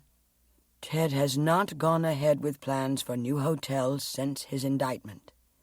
Exactly. So there are a couple of reasons why you want Ted acquitted. Men, who is Clayton Anderson? I've no idea, Elizabeth. I'm very tired. Perhaps we can talk later. Men, come on, you're not that tired. Scott and I found Lila's copy of Merry-Go-Round in Sammy's apartment this morning. I just finished reading it. Men, someone who knew Lila inside and out wrote that play. That's why it was perfect for her. Someone even used Helmut's expression in it, a butterfly floating on a cloud. Lila noticed it too. She has a notation in the margin. Tell the Baron someone is stealing his thunder. Men, did Helmut write that play? Men? They stared at each other. I don't know. Men struggled out of bed. Elizabeth, will you excuse me? I have to make a call to Switzerland. With an unfamiliar sense of worry, Alvirah walked reluctantly down the hedged path that led to Treatment Room C. The instructions that the nurse had given her were friendly and reassuring, but Alvirah still felt squeamish. To ensure absolute privacy, patients were to enter the treatment rooms by the individual outside doors. Alvirah was to go in and settle herself on the table. In view of the fact that Mrs. Meehan had an aversion to needles, she would be given a special strength Valium and allowed to rest until 3:30, at which time Dr. von Schreiber would perform the treatment. Hesitantly, Alvirah arrived at the treatment room and went in. The room looked like a lady's boudoir. It had flowered wallpaper and a pale green carpet, a little dressing table, and a love seat. The treatment table was made up like a bed, with sheets that matched the wallpaper, a pink comforter, and lace-edged pillow. She removed her sandals and lay down on the table, pulled up the comforter, and closed her eyes. They sprang open a moment later when the nurse came in. "Don't look so worried, Mrs. Meehan." She brought a glass of water and a couple of pills to Alvirah. "These will make you feel nice and drowsy. You won't even know you'll be getting made gorgeous." Obediently, Alvirah put them into her mouth and swallowed the water. "Now, I'm going to put a nice cool cloth over your eyes, and you just let yourself drift off to sleep. The doctor and I will be back in about a half hour. By then you probably won't even know we're here." Alvirah felt herself drifting off into a pleasantly dreamy state. What does it prove? Elizabeth asked herself as she walked from the main house along the path to the clinic. If Helmut wrote that play, he must be going through hell. The author had put $1 million into the production. That was why Min was calling Switzerland. Her nest egg in a numbered account was a standing joke. "I'll never be broke," she'd always bragged. Min had wanted Ted acquitted so that she could license Cypress Point spas in all his new hotels. Helmut had a much more compelling reason. She would force him to tell her the truth, Elizabeth decided. The foyer of the clinic was hushed and quiet, but the receptionist was not at a desk. From down the hall, Elizabeth heard running feet, raised voices. She hurried toward the sounds. "You can't go in there!" The nurse outside treatment room C was trembling. Elizabeth pushed her aside. Helmut was bent over the treatment table. He was compressing Alvirah Meehan's chest. An oxygen mask was on Alvirah's face. The noise of a respirator dominated the room. In the distance, Elizabeth could hear the wail of an ambulance siren screeching through the gates of the spa. Scott arrived at Monterey Peninsula Hospital and asked for Dr. Whitley. He was ushered immediately into the hospital chief's private office. Scott didn't waste time with preliminaries. "What happened?" "Mrs. Meehan was injected with something that brought on shock. The drop of blood we found on her face indicates a very recent injection, though the Baron denies he'd started the collagen treatment," said Dr. Whitley. "Will she live?" "Absolutely impossible to say. She's in a coma which may become irreversible. She tried to say something before she went totally under." "What was it?" "It sounded like voy. That's as much as she got out." "That's no help. What does the Baron have to say? Does he have any idea how this could have happened?" "We didn't let him near her, Scott, frankly." "I gather you don't think much of the good doctor?" "I have no reason to doubt his medical capabilities, but if he didn't inject Mrs. Meehan, then who the hell did?" Scott pushed back his chair. "That's just what I intend to find out." As he left the office, Whitley called him back. "Scott, something that might help us. Could someone check Mrs. Meehan's rooms and bring in any medication she may have been taking?" "I'll take care of it myself." Men and the Baron had retreated to their private quarters. "The only way I can help you is to know the truth," Min told her husband. "Did you do something to that woman?" "Minna, what kind of crazy talk is that? I went into the room. She wasn't breathing. I saved her life. What reason would I have to hurt her?" "Helmut, who is Clayton Anderson?" "I don't know what you're talking about." "Oh, I think you do. Elizabeth came to see me. She read the play, Lila's working script they found in Sammy's apartment. Lila had made notes in the margin. She picked up that idiotic phrase you use in the ads. Elizabeth caught it too, and so did Mrs. Meehan. That's why you tried to kill her, isn't it? You were still hoping to conceal the fact you wrote the play." "Min, I am telling you, you are crazy." "The playwright put over $1 million in that play. If you are that playwright, where would you have gotten the money?" Min glanced at him, unsmiling. "I tried to phone Switzerland to check on my balance. Of course it was after business hours there. I will call tomorrow, Helmut. and I hope, for your sake, the money is in my account." Scott had collected Elizabeth when he returned to the spa, and together they went to Alvirah Meehan's bungalow. Scott saw that Min had clearly taken advantage of Alvirah's naivete. This was the most expensive bungalow at the spa. Scott's inspection of the premises was relatively brief. The medicine chest in the bathroom Alvirah used contained only over-the-counter drugs, Bufferin, Alarest, Vicks Vaporub. Alvirah's closet revealed well-worn brushed flannel nightgowns side by side with expensive dresses and caftans. An incongruous note was the expensive-looking Japanese recorder in the carry-on bag that was part of the Louis Vuitton matching luggage. Scott raised his eyebrows. Elizabeth watched as he thumbed through the cassettes, which were a lot smaller than standard size. 3 of them were marked in numerical sequence, the rest were unlabeled. Scott shrugged, put them back, and closed the bag. They left a few minutes later. As they walked to his car, Scott told her about finding the shred of paper in Cheryl's bungalow. "Then she did write those letters." Scott shook his head. "I know it sounds crazy, and I know Cheryl can lie as easily as most of us can breathe, but my gut feeling is she's telling the truth. It's going to be hard to prove anything in any event. My deputies didn't find any more anonymous letters in those mail bags I took yesterday." "Well, what about Sid? Did you talk to him?" "Not yet. I decided to let him stew before I question him." "But if she didn't write the letters, who did?" Scott shot a glance at her. "I don't know. Yet." Elizabeth was silent as she watched Scott get into his car.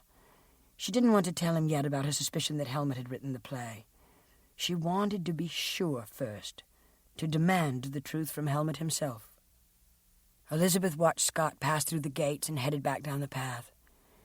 She decided to have dinner served in a bungalow. With Sammy in the morgue and Mrs. Meehan fighting for her life, it was impossible to imagine going through the motions of socializing with any of those people. As she came up to her bungalow, she shoved her hands into her pockets and felt the sunburst pin. She had taken it off Alvirah's robe after the ambulance left. Obviously, it had great sentimental value. They had sent for Alvirah's husband. She would give the pen to him tomorrow.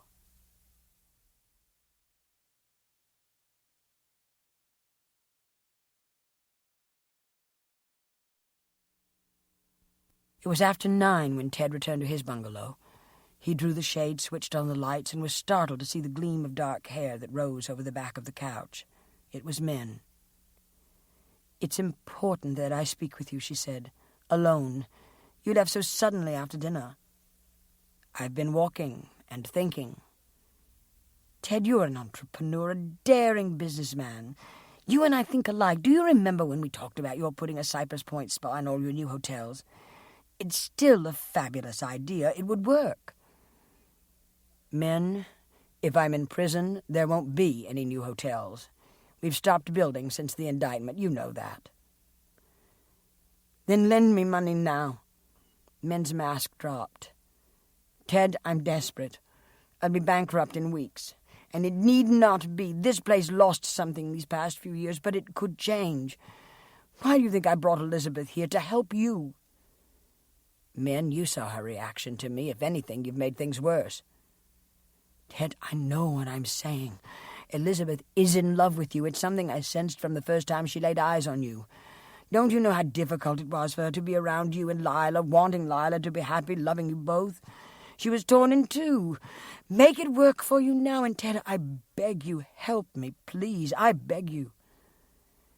"Min, I can't go ahead with spas in hotels that won't be built if I go to prison.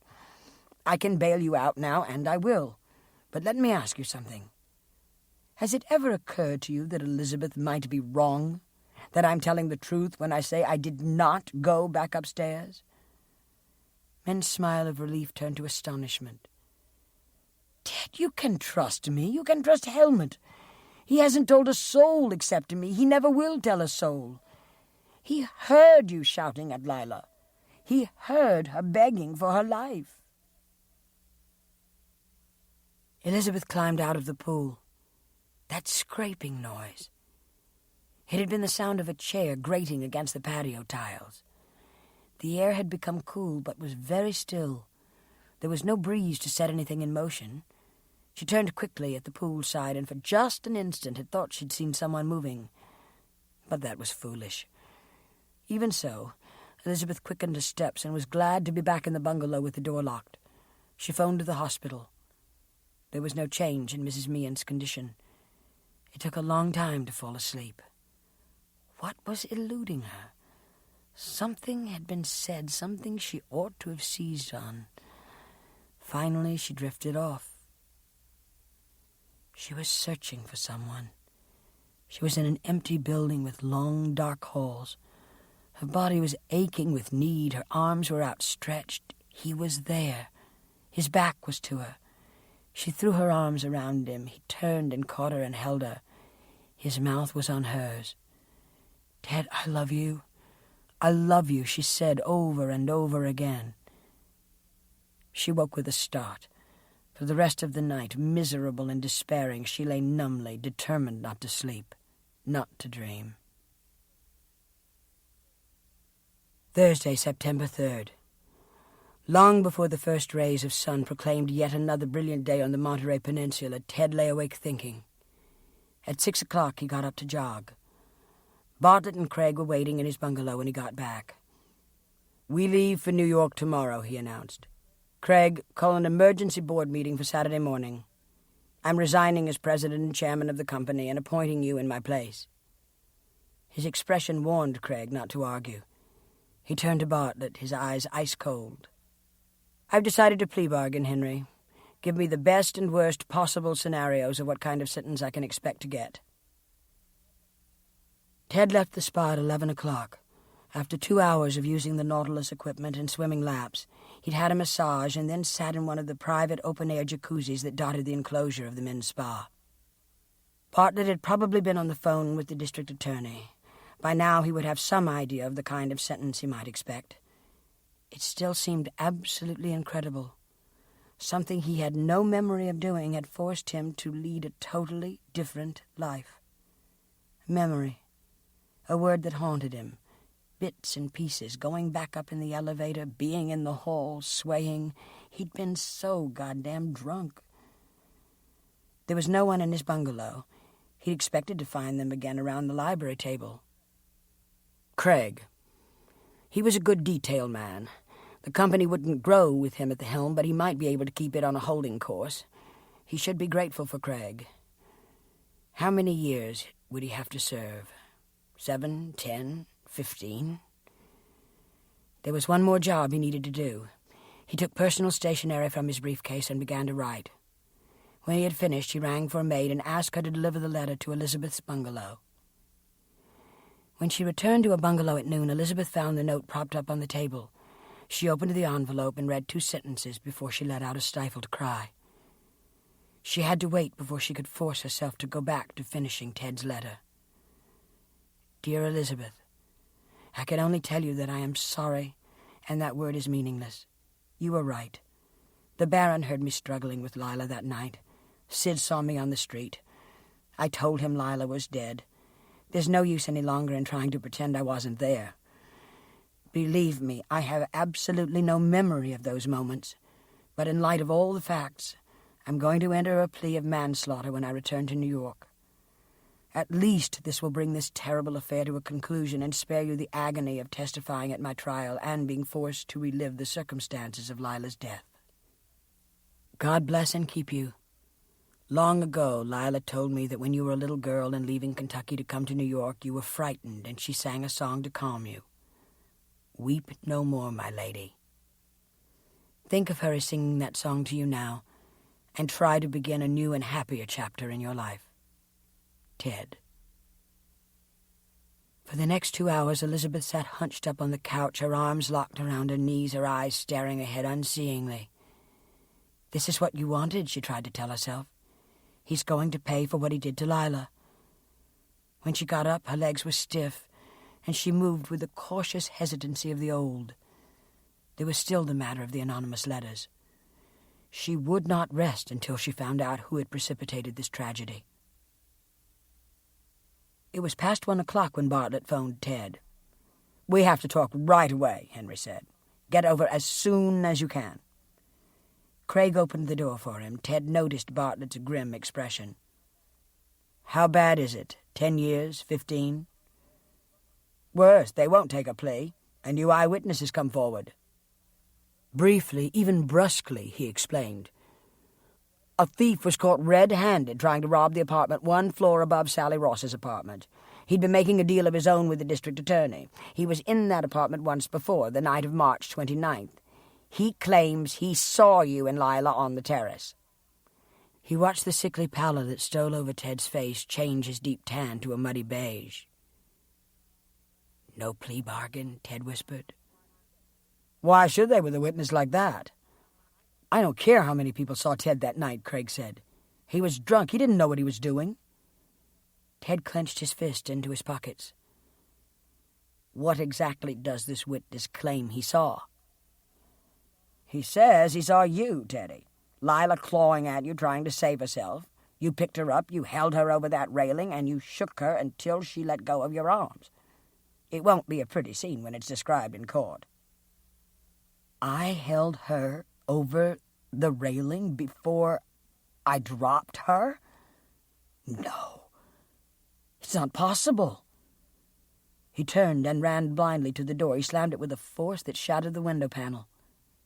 They watched as he ran across the lawn to the trees that separated the spa grounds from the Crocker woodland. "He's guilty," Bartlett said, "and no jury is going to believe that arrogant son of a bitch if I put him on the stand. There's no way I can get him off now." At 2:00, Elizabeth phoned Sid and asked him to meet her at the Olympic pool.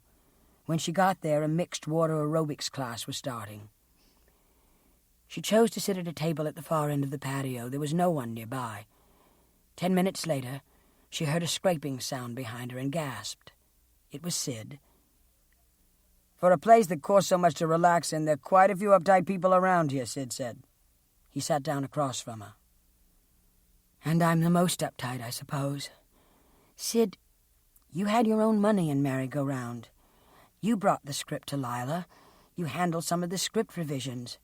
I have to talk to the playwright, Clayton Anderson. Where can I get in touch with him?"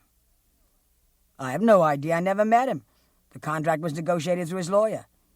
"Then tell me his lawyer's name." "No." "That's because there is no lawyer, right, Sid? Helmut wrote that play, didn't he? It was written by a man obsessed. By Lila. That's why for Lila the play would have worked." His face turned a dull red. "You don't know what you're talking about." She handed him the note Ted had written to her. "Don't I? Tell me about meeting Ted the night Lila died. Why didn't you come forward with that information months ago?" Sid scanned the note. "He put that in writing? He's a bigger fool than I realized." "Why did you go to Lila's apartment that night? Why did the Baron go there? She didn't expect either one of you." Sid stood up. Anger made his face ugly. "Listen, Elizabeth. Your sister wiped me out when she quit that play. I went to ask her to reconsider. I never got inside that apartment building. Ted ran past me on the street. I chased him. He told me she was dead. I never saw the Baron that night." He threw Ted's letter back at her. "Aren't you satisfied? Ted's going to jail. That's what you want, isn't it?" He shoved his chair back and got up. "Don't leave, Sid. The letter Cheryl stole? Why did you destroy it? It might have helped Ted. I thought you were so anxious to help him." Sid sat down heavily. "Look, Elizabeth, I'll make a deal with you. Tearing up that letter was my mistake. Cheryl swears she didn't write it or any others like it. I believe her." He sighed. "You're right about the Baron. He wrote the play. You know how Lila put him down. He wanted to have power over her, make her indebted to him." He waited. "Elizabeth, if Cheryl can't leave tomorrow and be at her press reception, she'll lose this series. You've got Scott's ear. Persuade him to leave Cheryl out of this." Elizabeth stared at him. Sid tapped the table with his fingertips. "The Baron wrote Merry-Go-Round. Let's play Suppose, Elizabeth. Suppose the play is a hit. The Baron doesn't need men anymore. He's tired of the spa game. Now he's a Broadway playwright and constantly with Lila. How could men prevent that from happening? By making sure the play is a flop. How does she do that? By destroying Lila. And she was just the one who knew how. He did not wait for her response. He disappeared through the hedges. Watching him, Elizabeth could not see the grim smile he allowed himself as he passed from her vision. It might work, Sid thought. If she fell for it, Cheryl might be in the clear. The smile disappeared. Might be. But what about himself? Wearily, Elizabeth went back to her bungalow. She'd never know who had sent those letters. No one would ever admit it. Why was she staying here? It was all over. She'd call and inquire after Alvirah Meehan and then start packing. She pulled a suitcase out of the closet, opened it, then stopped abruptly. She still had Alvirah's sunburst pin. She'd have to make arrangements to get it to Alvirah's husband. It was in the pocket of the slacks she'd been wearing when she'd gone to the clinic. When she took it out and held it, she realized it was heavier than it looked. Turning it over, she noticed an enclosed device of some sort.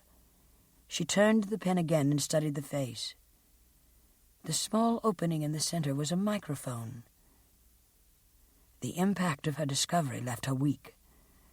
The seemingly artless questions, the way Alvirah Meehan had fiddled with that pin, the suitcase in her bungalow with the cassettes and expensive recording equipment. Elizabeth knew she had to get them before anyone else did. 15 minutes later, she was back in her own bungalow, the cassettes and recorder from Alvirah Meehan's suitcase in her possession. The afternoon shadows deepened as, unmindful of time, Elizabeth listened with rapt attention to Alvirah Meehan's tapes. When she finished the third tape, it seemed to her that she merely had a jumble of confusing sentences. She decided to take a break and do something she'd been meaning to do. She called Helmut. When he came on the line, she was blunt. "Helmut, why did you go to Lila's apartment the night she died?" She heard him gasp. "Elizabeth, do not talk on the phone. May I come to you now?" While she waited, she hid the recording equipment. For once, his rigid military carriage seemed to have deserted him. He sat opposite her, his shoulders slumped. He admitted that he'd written the play. He had gone to plead with Lila to reconsider. "You took the money out of Minna's Swiss account?" He nodded. "Minna has guessed. What is the use? Is it possible that she always knew? That she sent those letters because she wanted to upset Lila enough to destroy her performance?" The Baron's eyes widened. "But how magnificent! It would be just the sort of thing Minna would do." "I don't share your admiration for that scheme, if it was Min's doing. Helmut, you heard Ted struggling with Lila?" He told her that he had heard Ted screaming at Lila to put the phone down, and Lila yelling, "Get out of here, you're not Falcon," then pleading for her life. He must have overheard the same fight she'd heard over the phone, and its terrible aftermath. When he had finished, perspiration was glistening on his smooth cheeks. She wanted to get him out of her sight, but she could not resist saying, "Suppose instead of running away, you had gone into the apartment. Lila might be alive right now, and Ted wouldn't be plea bargaining for a lighter sentence." "I don't believe that, Elizabeth. It happened in seconds." The Baron's eyes widened. "But haven't you heard? There is no plea bargain. It's been on the news all afternoon. A second eyewitness saw Ted hold Lila over the terrace before he dropped her. The district attorney wants Ted to get life." She wanted desperately to be alone, but she managed to ask the Baron one more question. "Did you see Sid near Lila's apartment that night?" Could she trust the look of astonishment on his face? "No, I did not," he said firmly. "Was he there?" Elizabeth sat down heavily after Helmut left. She felt empty. "It's over," she told herself. She decided to turn Alvirah's tapes over to Scott and take the next flight back to New York. The sunburst pen. She started to put it into a bag with the recorder and then realized that she hadn't listened to the last cassette. It occurred to her that Alvirah had been wearing the pin in the clinic. She managed to extract the cassette from the tiny container. If Alvirah was so concerned about the collagen injections, would she have left the recorder on during the treatment? She had. Elizabeth turned up the volume and held the recorder to her ear. The cassette began with Alvirah in the treatment room talking with the nurse reassuring her, talking about Valium, the click of the door, Alvirah's even breathing, the click of the door again, the Baron's somewhat muffled and indistinct voice reassuring Alvirah, starting the injection, the click of the door, Alvirah's gasps, her attempt to call for help, her frenzied breath, a click of the door again, the nurse's cheerful voice, "Well, here we are, Mrs. Meehan, all set for your beauty treatment?" And then the nurse, upset, on the edge of panic, saying, "Mrs. Meehan, what's the matter, doctor?" There was a pause. Then the voice of Helmut barking orders, "Open that robe!" calling for oxygen. There was a pounding sound. That must have been when he was compressing her chest. He tried to kill her. Whatever he gave her was meant to kill her. Alvirah's persistent references to that sentence about a butterfly floating on a cloud, her constantly saying that it reminded her of something, her calling him a clever author. Was she toying with him? He must have been terrified that men would find out about the play and the empty Swiss account.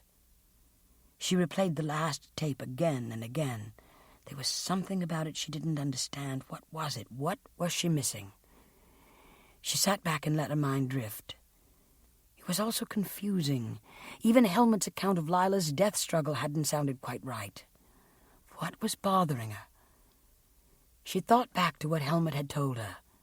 They'd both overheard the same argument, the same pleading. But something was wrong.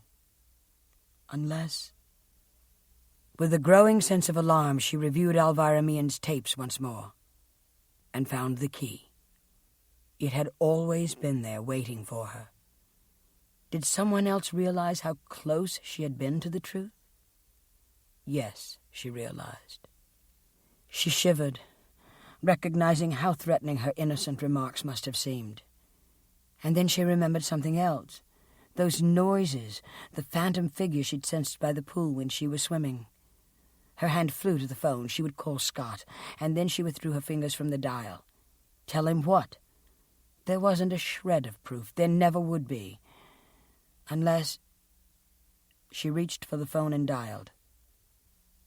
Elizabeth turned the tapes over to Scott as soon as he arrived at her bungalow. "Do me a favor, Scott," she told him. "Listen to these tapes very, very carefully. This one," she indicated the cassette she had taken from the sunburst pin, "is going to shock you. Play it over and see if you don't catch what I think I've heard." Now there was a determined thrust to her jaw, a glitter in her eyes. "Elizabeth, what are you up to?" he asked. "Something that I have to do, that only I can do." Despite Scott's stern demands for an explanation, she would not tell him more. He did remember to tell her that Alvirah Meehan had managed to utter one word. "Does voices suggest anything to you?" Elizabeth's smile was enigmatic. "You bet it does," she said grimly.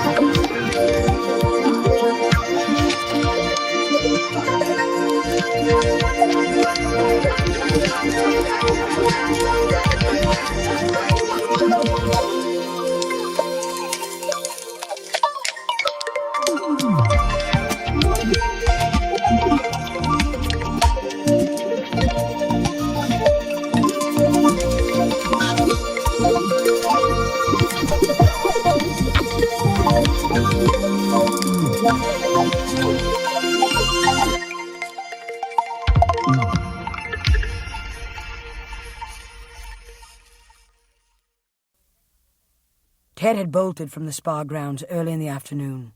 By 5 o'clock he still had not returned. Henry Bartlett was visibly chafing to go back to New York. "If Ted won't stick around to meet with me, I'm not doing any good sitting around here." The phone rang. Craig jumped to answer it. "Elizabeth, what a nice surprise." "Yes, it's true.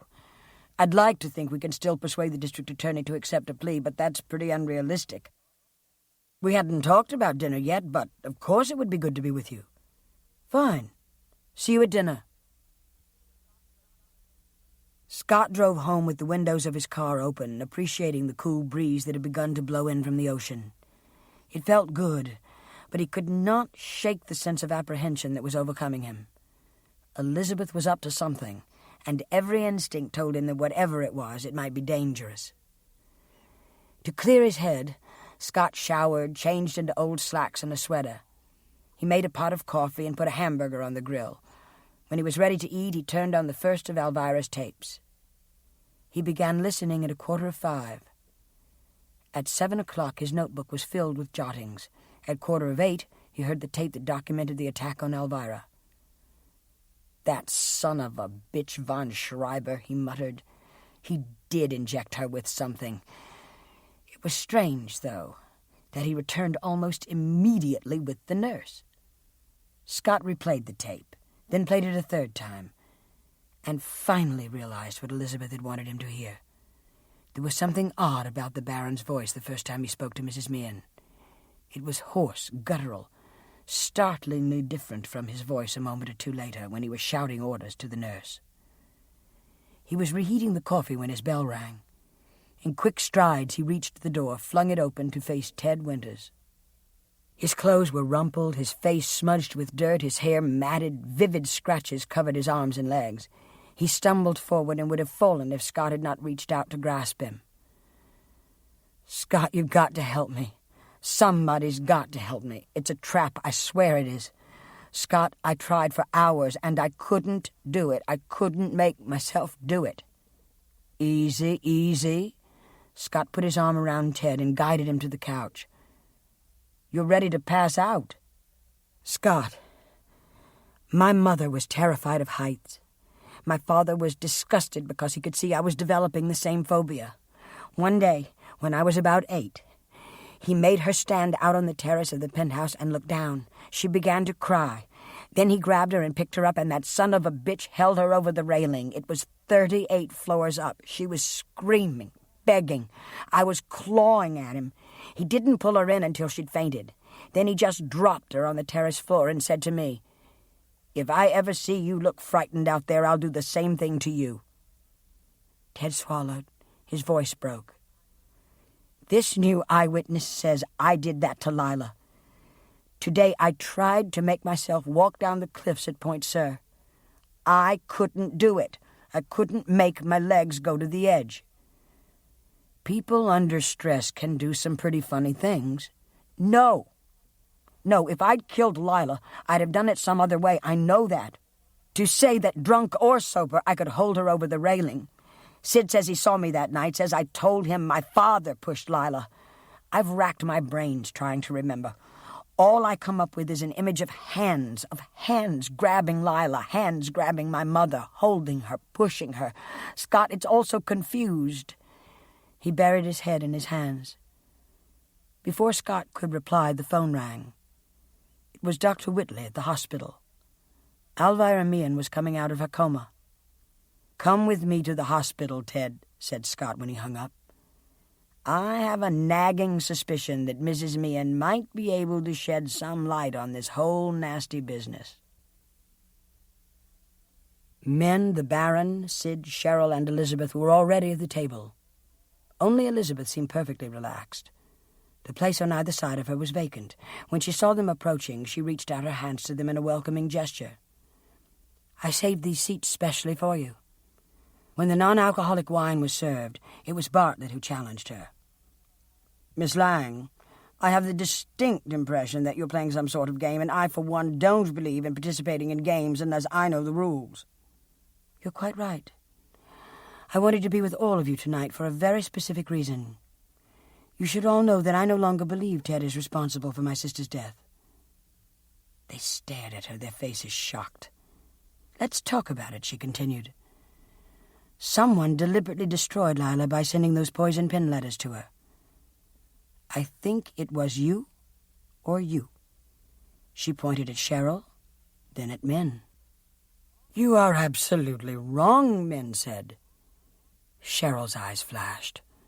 "I told Scott, and I'm telling you, I didn't write them. I admit I took the one from Sammy's desk, but only to help Ted. Sid made me destroy it. Come up with more letters and trace them." "I may do just that," Elizabeth told her. "Mr. Bartlett, did Ted tell you that both Sid and the Baron were around my sister's apartment house the night she died? You see, there's another possible scenario. Sid and Helmut had money in that play. Sid knew Helmut was the playwright. They went together to plead with Lila. Something went wrong and Lila died. It would have been considered an accident if it hadn't been for that woman who swore she saw Ted struggling with Lila. At that point, my testimony that Ted had come back trapped him." The waiter was hovering over them. Elizabeth waved him away. "Ted doesn't remember, but maybe he did go back. Maybe he left immediately after the fight I heard on the phone. Maybe you two arrived at just that moment, and maybe it was one of you that the Ross woman saw struggling with Lila. You're all about the same size. It was raining. You two agreed to let Ted take the blame for Lila's death and concocted the stories you told him. It's possible, isn't it?" Helmut had turned white. "Minna, this girl is crazy. You must know." Sid cut him off. "I deny absolutely that I was in that apartment that night." "You admit you ran after Ted. But from where? The apartment? Because he's seen you pushing Lila? It would have been a stroke of luck if he was so traumatized that he blocked it out. The Baron claims he heard Ted and Lila quarreling, but I heard them too. I was on the telephone, and I did not hear what he claims he heard." Elizabeth leaned her elbows on the table and looked searchingly from one angry face to the next. "I'm very grateful for this information," Henry Bartlett told her, "but you seem to have forgotten there's a new witness." "A very convenient new witness," Elizabeth said. "I spoke to the district attorney this afternoon.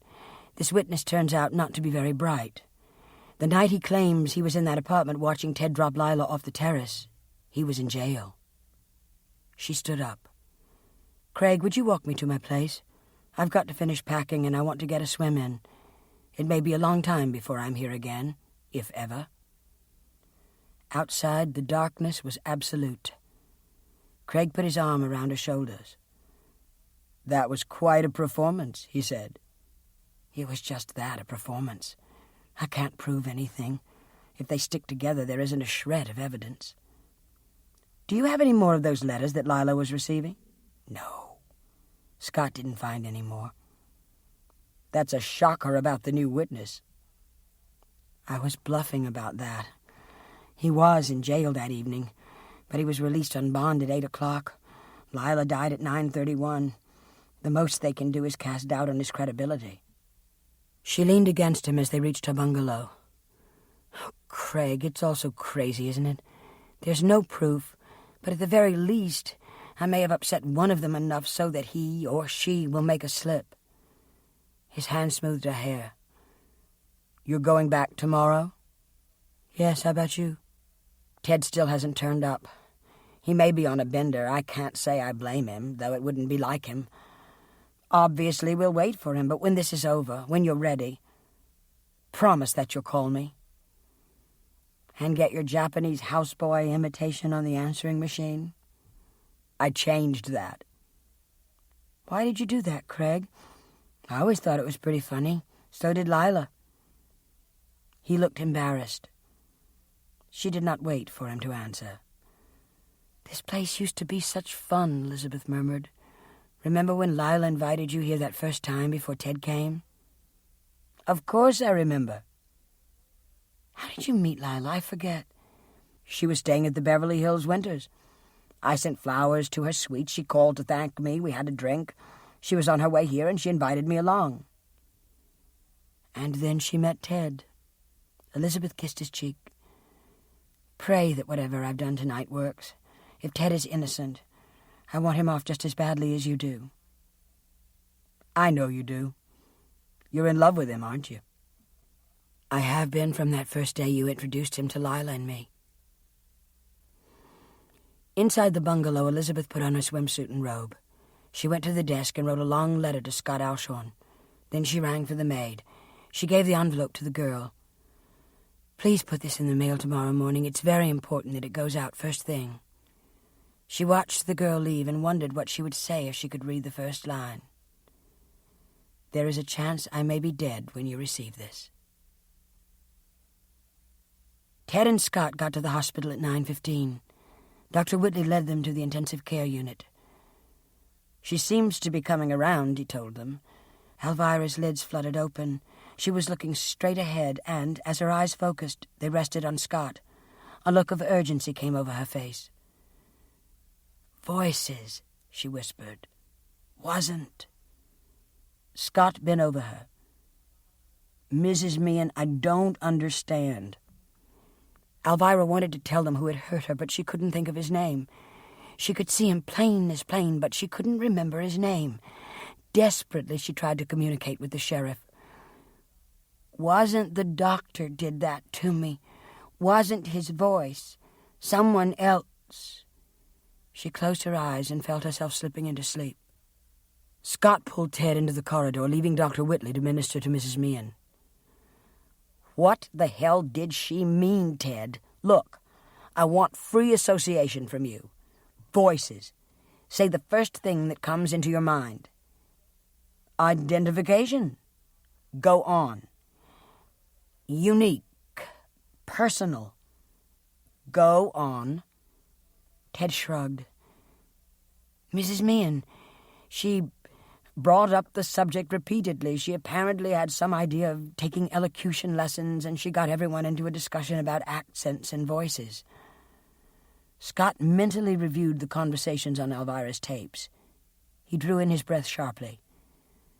Ted, do you remember what else Mrs. Meehan said about voices? Something about Craig imitating yours? Ted frowned. She asked me about a story she'd read years ago in People, that Craig used to field my phone calls at the fraternity house and the girls couldn't tell the difference between our voices. I told her it was true. In school, Craig used to bring down the house with his imitations. Scott interrupted him. And she tried to make him demonstrate it for her, but he refused. Scott saw Ted's look of surprise and shook his head impatiently. Never mind how I know. That's what Elizabeth wanted me to catch when I listened to those tapes. Mrs. Meehan kept pestering Craig to imitate your voice. Don't you see? He didn't want anyone to think about his being a good mimic. Elizabeth's testimony against you is based solely on hearing your voice over the phone. Elizabeth suspects him, but if she's tipped her hand, he'll go after her. A wild sense of urgency made him grab Ted's arm. Come on, he shouted. We've got to get to the spa. On the way out, he yelled instructions to a deputy. Call Elizabeth Lang at Cypress Point Spa. Tell her to stay in her room with her door locked. Send another car over there. Had she been toying with him? Of course she had. But like all the others, she had underestimated him. And like the others, she would pay for it. With methodical calm, he stripped off his clothes and pulled on the wetsuit. It amused him to remember how, at the last moment, Sammy had seen his eyes through the mask and known. When he'd called to her in Ted's voice, she'd run to him. All the evidence hadn't, in the end, turned her against Ted. And all the overwhelming evidence he had so carefully laid out, even the new eyewitness he had planted, hadn't convinced Elizabeth. In all these months, it hadn't crossed Ted's mind that he had the special ability to mimic him. Ted, so stupid, so naive. I tried to phone you. I remember that distinctly. And so Ted had become his impeccable alibi. Until that nosy bitch Alvirah Meehan kept after him. Let me hear you imitate Ted's voice just once, please. Say anything at all. He'd wanted to throttle her, but then had to wait until yesterday when he went ahead of her to treatment room C, waited in the closet for her, the hypodermic needle in his hand. Too bad she didn't know she'd sampled his gift for mimicry when she thought she was listening to the Baron. He opened the door a crack and listened. There was no one in sight, no sound of footsteps. He had to get there before her, be waiting, and when she swam past, grab her. It was bad luck that she'd managed to beat him to the pool on previous nights, but tonight she would not escape. He slipped out, his footsteps noiseless as he cut across the path, avoiding the areas where the lantern sent out beams of light. Ted. Ted was always in the way, always the one with the money and looks, always the one the girls flocked around. He'd forced himself to accept it, to make himself useful to Ted. Until Lila. He'd brought her here and she'd met Ted, and discarded him like garbage tossed in a bin. He had watched those slim arms slide around Ted's neck, had helplessly walked away, not able to bear the sight of them together, planning revenge. And he'd found it with the play. The exquisite pleasure of sending those letters, of watching her fall apart. She'd even shown them to him as she received them. He'd warned her to burn them, to hide them from Ted and Elizabeth. Ted's getting awfully sick of your jealousy, and if you tell Elizabeth how upset you are, she'll quit her play to be with you. That could ruin her career. Grateful for his advice, Lila had agreed. But tell me, is it true? Is there someone else? His elaborate protests had had the effect he wanted. She'd believed the letters. He hadn't worried about those last two. He thought all that unopened mail had been thrown out, but it hadn't mattered. Cheryl destroyed one, and he'd taken the other one from Sammy. Everything was at last working for him. On Saturday he would become president and chairman of Winters Enterprises. He was at the pool. He slipped into the dark water. That night in the lanes he'd known the time had come to kill Lila. Everyone would believe it was a suicide. He'd let himself in through one of the guest suites on the upper floor of the duplex and listened to them quarrel. Listened to when Ted stormed out. And then the idea had come to mimic Ted's voice, to make Elizabeth think Ted was with Lila just before she died. He heard the sound of footsteps on the path. Soon he would be safe. In those weeks after Lila's death, he'd thought he had lost. Ted hadn't fallen apart. He'd turned to Elizabeth. The death had been considered an accident until that unbelievable stroke of luck when that crazy woman had come forward and said she had seen Ted struggling with Lila. And Elizabeth had become the chief witness. It was destined to be this way. Now the Baron and Sid had become material witnesses against Ted. The Baron wouldn't be able to deny that he had heard Ted struggling with Lila. Sid had seen Ted on the street. Even Ted himself must have glimpsed them on the terrace, and because he was drunk and it was dark, relived that episode with his father. The footsteps were getting closer. He allowed himself to sink to the bottom of the pool. Elizabeth dropped her robe by the side of the pool and looked carefully into the water. It was absolutely still. There was no one here yet. She felt for the whistle around her neck. All she would need was to be able to put it to her lips to bring help. She dived in. The water felt clammy tonight, or was it because she was afraid? I can outswim anyone, she reassured herself. It's the only way. But would the bait be taken? When she had asked Craig about the message on his answering machine, about his affair with Lila, had she frightened him enough to force him into an overt attack? She'd reached the north end of the pool. She flipped over and began to breaststroke. From beneath her, arms encircled her, pinning her arms to her side. Choking furiously, she felt herself being dragged to the bottom. Ted and Scott careened through the gates to the spa. Scott drove the car across the lawn and stopped in front of Elizabeth's bungalow. The maid rushed from a station. Ted was banging on the door. "Where is Elizabeth?" "I don't know. She gave me a letter." "Let me see that letter." "I don't think—" "Give me the letter." Scott ripped open the envelope and began to read the letter addressed to him. "Where is she?" Ted demanded. Oh, God, that crazy kid. The pool. The pool. The car smashed through hedges and flower beds. The fender of the car caught the edge of an umbrella table, knocking it over. The car stopped at the edge of the pool. They peered down into the pool. Ted pointed at bubbles floating to the surface. "She's down there. Get help." He dived in. Ted desperately tried to grab Elizabeth with one arm as he pummeled the attacker with the other. His lungs were bursting. Craig was trying to kill them both. Nothing mattered to Craig except to destroy them now. He futilely punched at the thick rubber suit. The oxygen mask. He had to pull it off. He let go of Elizabeth, trying with all his force to push her to the surface. For a moment, the grip on him relaxed. A hand stretched past him, reaching to drag Elizabeth back, but she eluded the hand that clutched at her ankle. It gave him a chance at the face mask, but as he reached out, a vicious shove sent him reeling backward. On the surface, Elizabeth could see the cars pulling up, hear the shouts. She gulped air once, twice, and then dived down to where Ted was fighting for his life. Craig was squeezing Ted's neck. She reached both hands down. Lights were beaming on the water. She would have only one chance. Now, she kicked a sharp, cutting movement of her legs. In a savage thrust, she managed to get her fingers under the face mask. He reached up and shoved her head back violently, but she held onto the mask and wrenched it away from his face. He grabbed at her body, flailing violently. Then, lungs bursting, she found herself being hauled to the surface, still in his grasp. She choked in great gulping sobs as Ted finally relinquished his grip on Craig to the policemen who surrounded them in the water. Then, like two figures drawn by an irresistible force, she and Ted drifted to each other and, clinging together, made their way to the ladder at the end of the pool. Friday, September 4th. The morning dawned clear and bright.